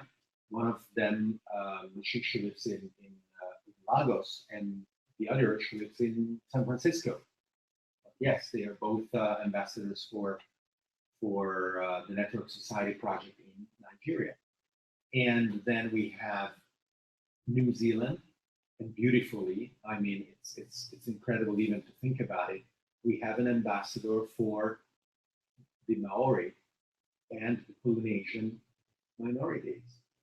So think about it, the empowerment and emancipation that language and cultural communities that for hundreds of years had very little opportunity for self-determination, that through these tools potentially can achieve by themselves. You know, it's not the white man coming with a solution. It's available, and they can take advantage of that. And then we have the UK, of course, and we will have Canada, Colombia, Tunisia, very interestingly, where, for example, just another anecdote, until the dictatorial regime fell a couple of years ago, the fact that Tunisia was an oil-producing nation was unknown internally. It was a state secret. The Tunisian people were not aware of their oil riches that were. I have a friend whose uncle was working on the offshore plants to extract oil, and he couldn't say what his job was under the penalty of, you know, whatever, because all of those were shuttered away. But as a consequence, solar panels are in the desert, are in villages, are very well known, because they thought, well, we cannot use the diesel generators because we have no oil. We have to resort to something. So they were using solar panels in larger numbers than proportionally you would think. So these ambassadorships are growing, and it is through the passion of individuals who volunteer and devote some mind share and some of their skills and some of their desire to contribute to the conversation around these opportunities. And China, I have a candidate in China. She doesn't know yet. And India, of course. In India, we met him yesterday, and I gave him the challenge, and he was kind of taken aback about it a little bit. That because he resides in the UK, and I said, no problem, just find another one potentially who is in India. But I would love that person to be a woman. And he said, wow, that is a real challenge. But I don't care. It's his challenge, so we'll see. I very much think that there has to be, right from the bat, a decent gender balance, otherwise this thing will be just. And you set out some goals. Can you see that being achieved in 12 months, 36 months? Have you got a series of KPIs, as the typical CFO might refer to them, So where we know whether how well we are progressing the manifesto? sure. So I love lean approaches, as it is fashionable these days. I will start with your help, of course, to collect what are the useful data points that can be measured across the 8 pillars at variable degrees of granularity. So on the local level, on the municipal level, or country level, in order to understand whether things are going in a given direction or another one. And I don't want to say better or less good, but certainly I favor the development of these decentralized systems. And then, after struggling to manage the collection of these data points on an online spreadsheet and finding out that it is a mess, we will understand what are the good ways to put them in an app. And that app will potentially help not only the collection of data points, but also the spreading of best practices, of knowledge, of simple things like how you can find, install, and manage a solar panel in the various places, or what it is used for, what can be used for, or a 3D printer, or other things like that.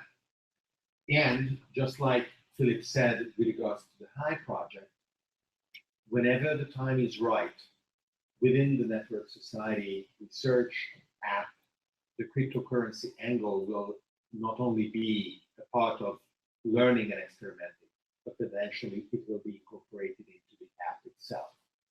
So one of the largest challenges, as I see it today, will be to find the right incentives for rewarding the contribution of provably positive information. The curation process, that goes beyond spammable likes. I like, for example, the fact that Amazon reviews are listed not because they are recent or they are 5 stars or 1 stars. They are listed because other people found them useful. So useful reviews get listed first, even if they are reviews that say the product sucks. So whatever they will be, they should be incorporated in this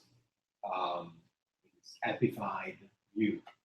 And that is where I will obviously welcome your contribution in how to make sure that this is an HI itself. Of course, and I assumed that you meant that the app would be an HI, not a UI. I definitely will. We will build up Even if red, right? Even if I have no idea, of course, how it even looks, does it have buttons? I don't know. And so what I envision is then the opportunity to do 2 things. When the data points get rich enough to, some of you might not be aware that the Network Society project adopted the Creative Commons attribution license for everything that it generates and releases, which means that it is unfettered, unencumbered by intellectual property restrictions. The only condition for the use of anything is to be attributed to its source. But it can be both used for non-profit or for-profit purposes. So the data flow that gets collected will be made available via an API. So other services, platforms, and applications will be able to leverage it. And then we will be able to rank cities, countries, communities, technologies based on, a given index of furthering certain goals, enabling and emancipating and empowering certain communities and so on. So the opportunity will be there to organize an event. Let's say that we decide that October 14th is the date next year to publish a given ranking. And so organize an event around that and invite certain types of stakeholders to say what is the state of the network society. And then that doesn't mean that during the year nothing happens, exactly because this is going to be a dynamic platform for data use and data reuse. And so I do also see and want to encourage both you and other groups that you participate in to think of how this lens can become an opportunity for value generation. You know, whether it is designing products and services, whether it is evaluating strategic or management consulting, whether it is just, well, not just, very importantly, framing a given message that goes out and highlights certain mechanisms that otherwise might be hidden or less directly visible. These are all, for me, exciting and fruitful ways of taking advantage of what is being born. It's interesting you mentioned API because you kind of connected the relationship between UI and HI, that there's an API and then the canonical implementation. We have a new country in the room, Hungary. Yeah, there we go. All right, I am the only one who would recognize that accent because I'm Hungarian. Please go ahead, sorry.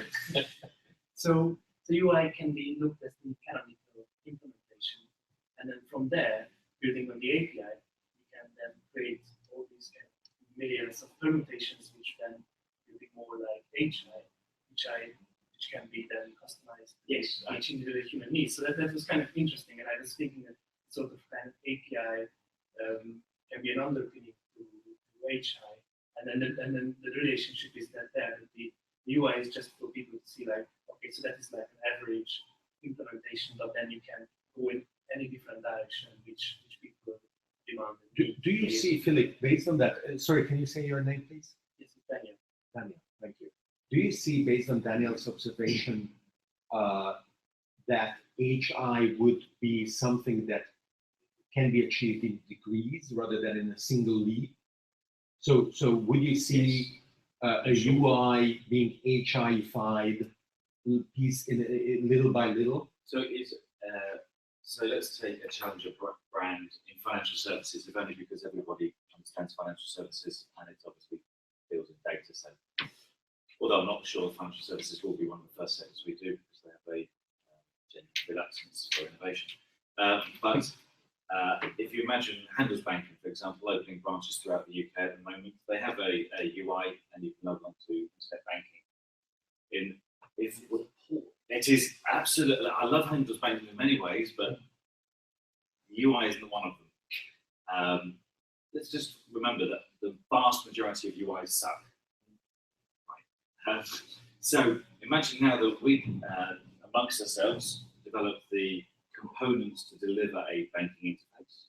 And we said to Handelsbanken, you can offer to have your API feed into the human's interface alongside your existing UI. So their API has to be of a certain capability for us to effectively certify it as compatible with our approach to HI. Certification implied a little bit of bureaucracy there, probably the wrong word.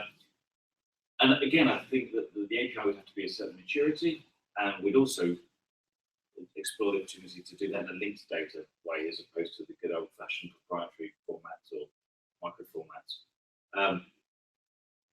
At that point, then you have an HI that just is a banking interface with Handelsbanken.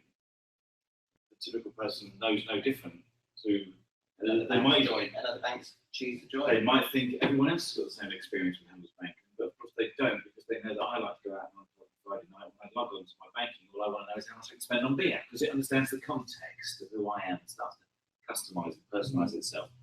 And then, of course, I have another savings account or I have a tax saving account over here and I have some insurance products products, and actually I can plug those in as well. And they might be like a flipboard of interfaces at first, but then actually, because they're all feeding into your interface, we can also then allow you to move away from the financial services providers to a level called financial services or financial. And then you can put that alongside the other facets. So you eventually, over 4 to 6 years, you move away from branded silos towards facets of life. But it is gradual. That was the long answer to me saying just yes, in fact. Thank you. Thank you. And then, Daniel, there was just, I don't know if you're aware, a municipal election in Hungary. In Hungary, there is a prime minister. Your namesake. Who's a dictator, I believe. Well, a corrupt dictator. The EU is perplexed, but apparently the Hungarians want him. So now, for until 2018, there will be no other elections, and he can do basically whatever he wants.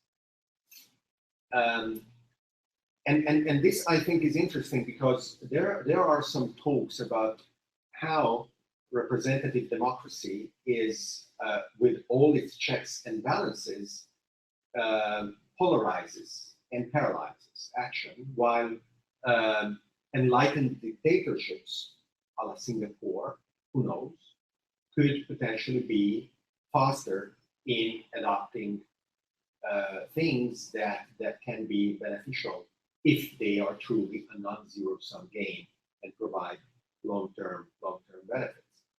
And you know, whether Hungary will turn out to be able to do those kinds of decisions, or as those who see this person as a chauvinistic, xenophobic, etc.,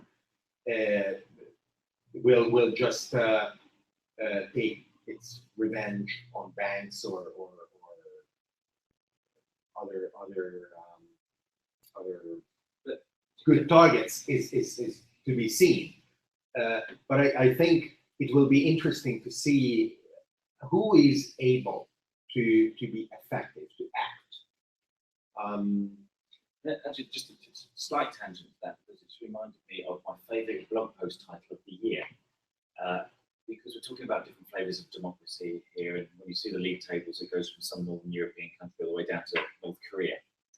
But my favourite blog post title of the year is by a chap called Simon Terry, who's an Australian chap, lives in Melbourne, and it says, "If your organisation was a country, would you live there?" And actually, then, if you do imagine that league table and think of your own organisation, you think, where would I slot it? And most people I've spoken to definitely put it in the bottom half. And that's, you know, another opportunity, I think, just to make our society more effective, is to have the change that we're talking about at a societal level also play out within our established corporate and public sector organisations. One of the most beautiful things that the EU have ever done, in my view, is the Erasmus program.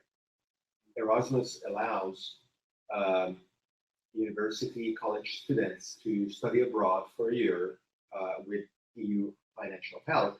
And now Erasmus 2 extends this to the high school level. And the reason is because experiencing other cultures, other languages, other people's ways of life can be life-changing. And the opportunity to give that to, you know, whatever segment of 500 million people is incredibly important, I think, and being able to do something like that elsewhere could be pretty amazing. You know, imagine if the Far East had an equivalent to Erasmus, or if the Middle East had one. You know, mind-boggling. I heard that there was an explosion of birth because of the Erasmus project. Good. I mean, birth rates in Europe suck. So I have 3 children. I did my part. Just one question about your exchange about the earlier expression is, you have Ethereum who already raised 18 million. They have a white paper which is available. The alpha will be released by the end of the year, and actually 3 weeks now in Paris, we are organizing the first meeting at the project I was telling you about with developers to start to develop a virtual API that will be able to implement on Ethereum. My question is then, why do you want to develop your own system instead of just using what's already been developed? And after that, Yeah, no, absolutely. We're not going to reinvent the wheel. Ethereum knows about the Hive project, and the Hive project is following Ethereum very closely. In fact, one of the Ethereum crew compared the two as Ethereum at sort of the internet level of the stack, and the Hive project at the web level of the stack. Absolutely. We're not going to duplicate effort there. And they've solved some really hard problems. I don't want to go near that. And you could think of the Network Society app and its corresponding cryptocurrency component as the Facebook level of the stack, right? With, of course, much better attitude, but in terms of the how you think about it. And yeah, we don't want to reinvent the wheel, that's for sure. In either way, for example, you are talking about Facebook, so social network with a system like a blockchain. It's very easy just to change the dynamic of it. The information is still yours. It's encrypted on the network in a decentralized way. And when you want to sell it to an advertiser and to make it smart, because as you are saying, when you have your account, you want to go to the pub and you want to go to the web, you are still in control of this information. Not only that, but the extremely primitive comment. Oh, Zuckerberg made billions, and I am posting and commenting on Facebook all the time. I got nothing. It is not that stupid as it might sound on the first approach. The reason why that wasn't even feasible is just because of how the SEC regulates IPOs.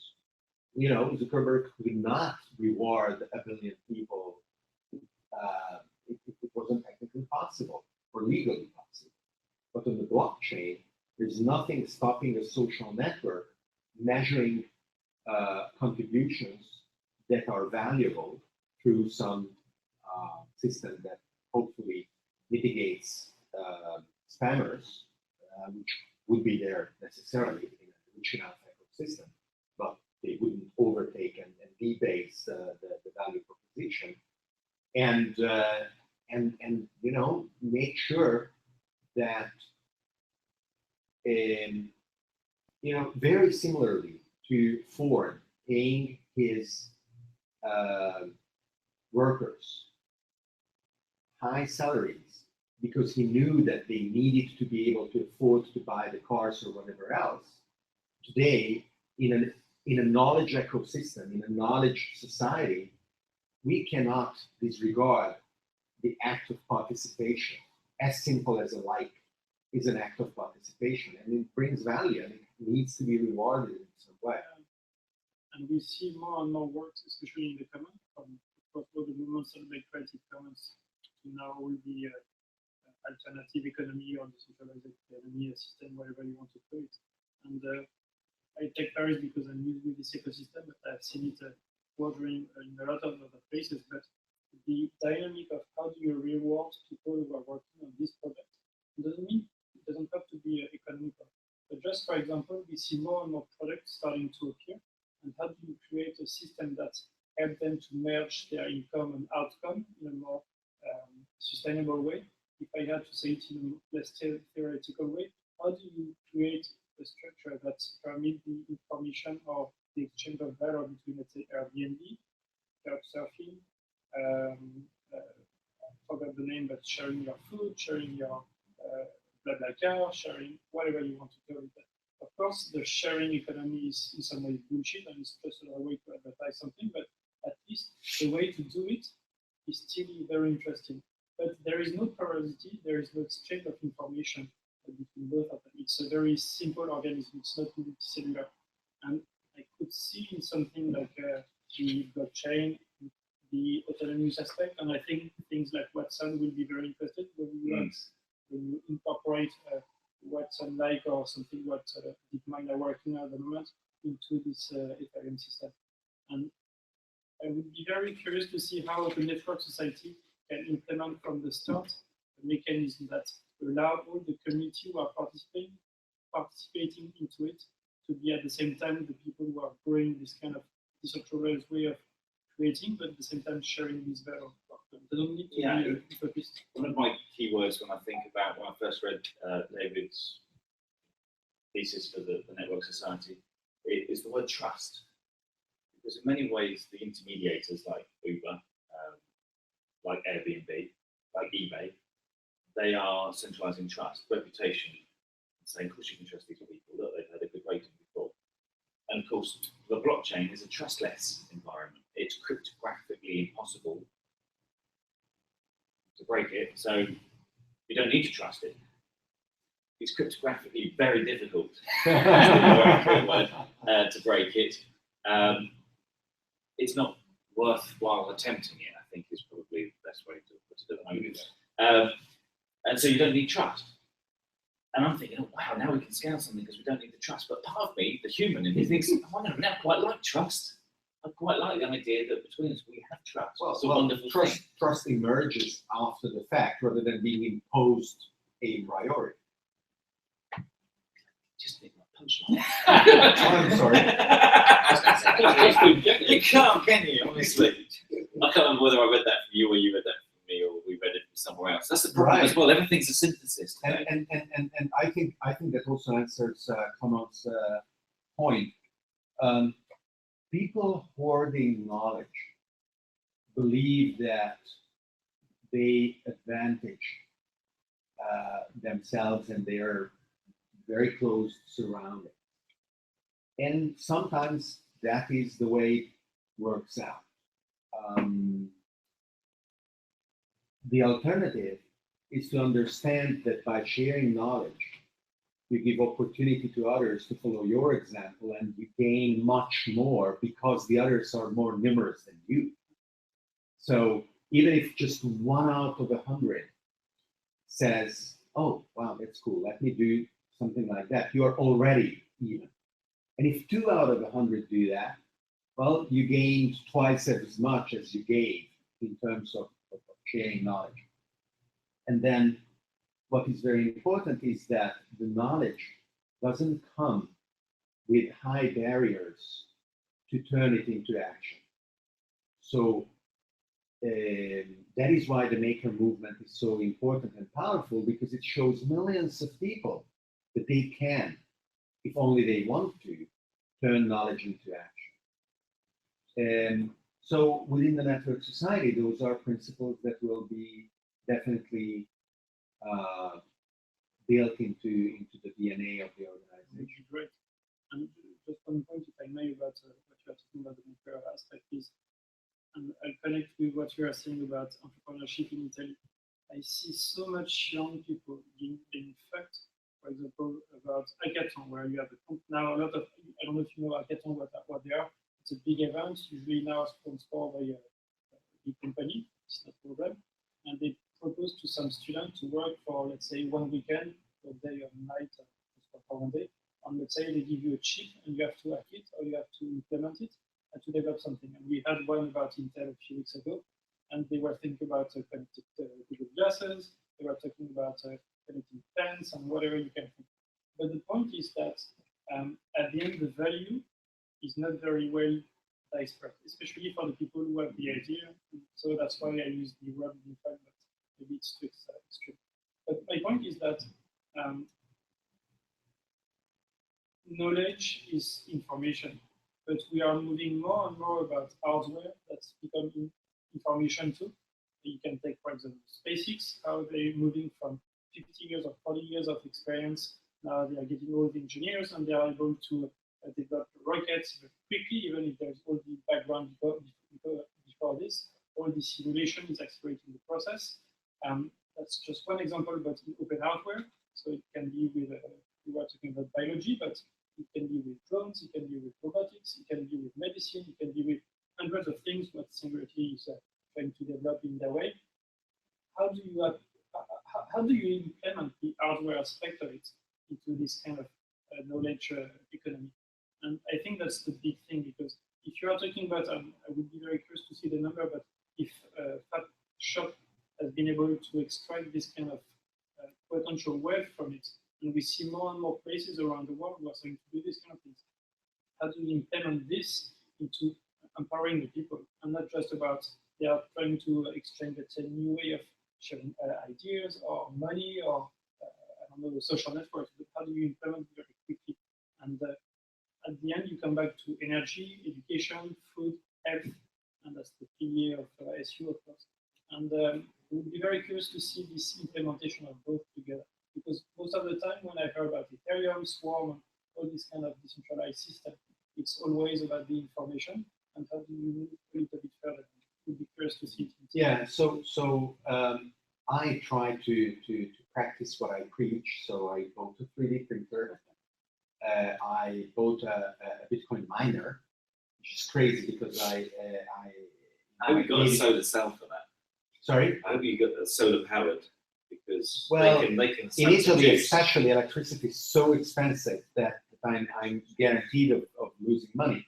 But still, the fact of touching it, of learning how Raspberry Pi needs to be built and recompiling the kernel and fighting with the wireless connection, all those hands-on experiences are incredibly valuable. And of course, I have my own slave labor, my children, who are more or less rebelling, but also having fun in the meantime. My next dream is I have a station wagon in the car, right? So to put the 3D printer in the car and rent a slot at a farmer's market on Saturday. Then go there, open the trunk of the car, and dress up appropriately and say, "Hey, 3D printers, who wants a 3D printed something?" And the people who are at those markets, whatever happened, I don't know what will happen. Whatever. I'm picturing you as the Minecraft man with the axe.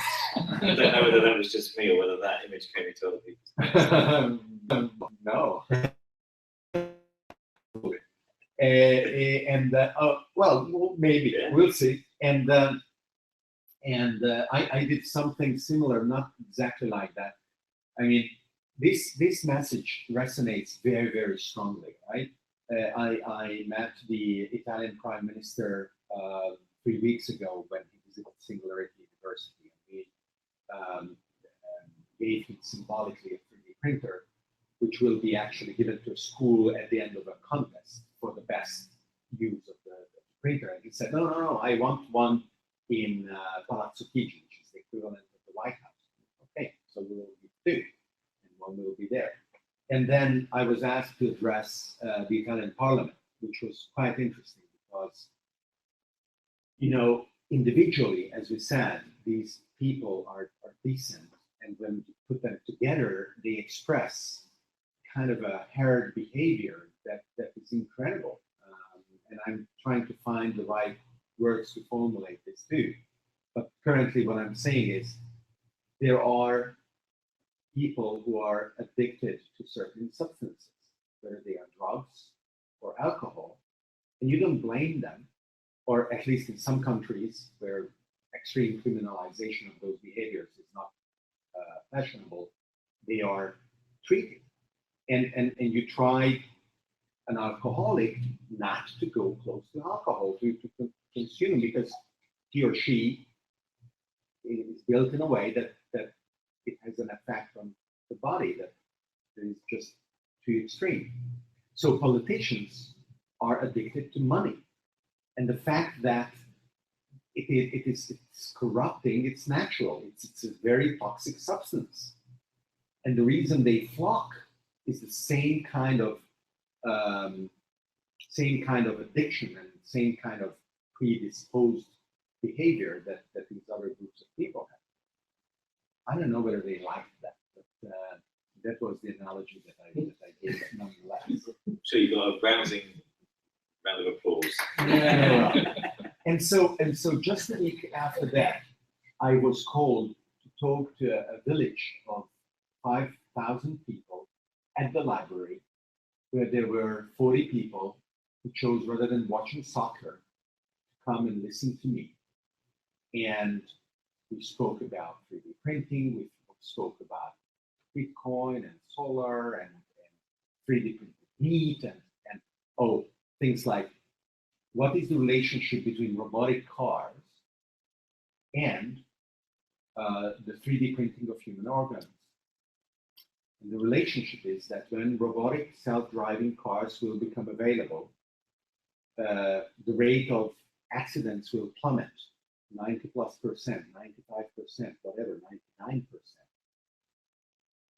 And the young will stop dying for the first cause of their death in the ages between 25 and 35, which is car accidents. And the old who harvest the young dead for their body parts will freak out. And they will say, oh, where are my hearts, my kidneys, my eyeballs? I want my body parts. And so already there are people who are trying to find a solution for that coming shortage of human body parts by designing 3D printed stuff. Amazing. So these people at the library were just, it is what in my circles people call the singularity, when humans cannot cope with the rate of change and they cannot relate and adapt mentally or just, they say, okay, where I am, what is this, what's going on? But it's fun. So I want to thank Tech UK, and we will thank them in our name for their generosity and hospitality, which we overstayed by half an hour. 21 minutes. 21 Not minutes. too bad. And I thank all of you for having joined us from Italy, France, the US, Hungary, and the UK. And this has been really very interesting. So please do stay in touch. That was the point, right? Let's make sure that you are active in telling me, well, telling the entire group of the Network Society project participants what your thinking is, what your local environment thinks about these things, and how you have been able, whatever pillar excites you most, put in practice some of the things that we mentioned and what happened. Okay. Thank you. Thank you.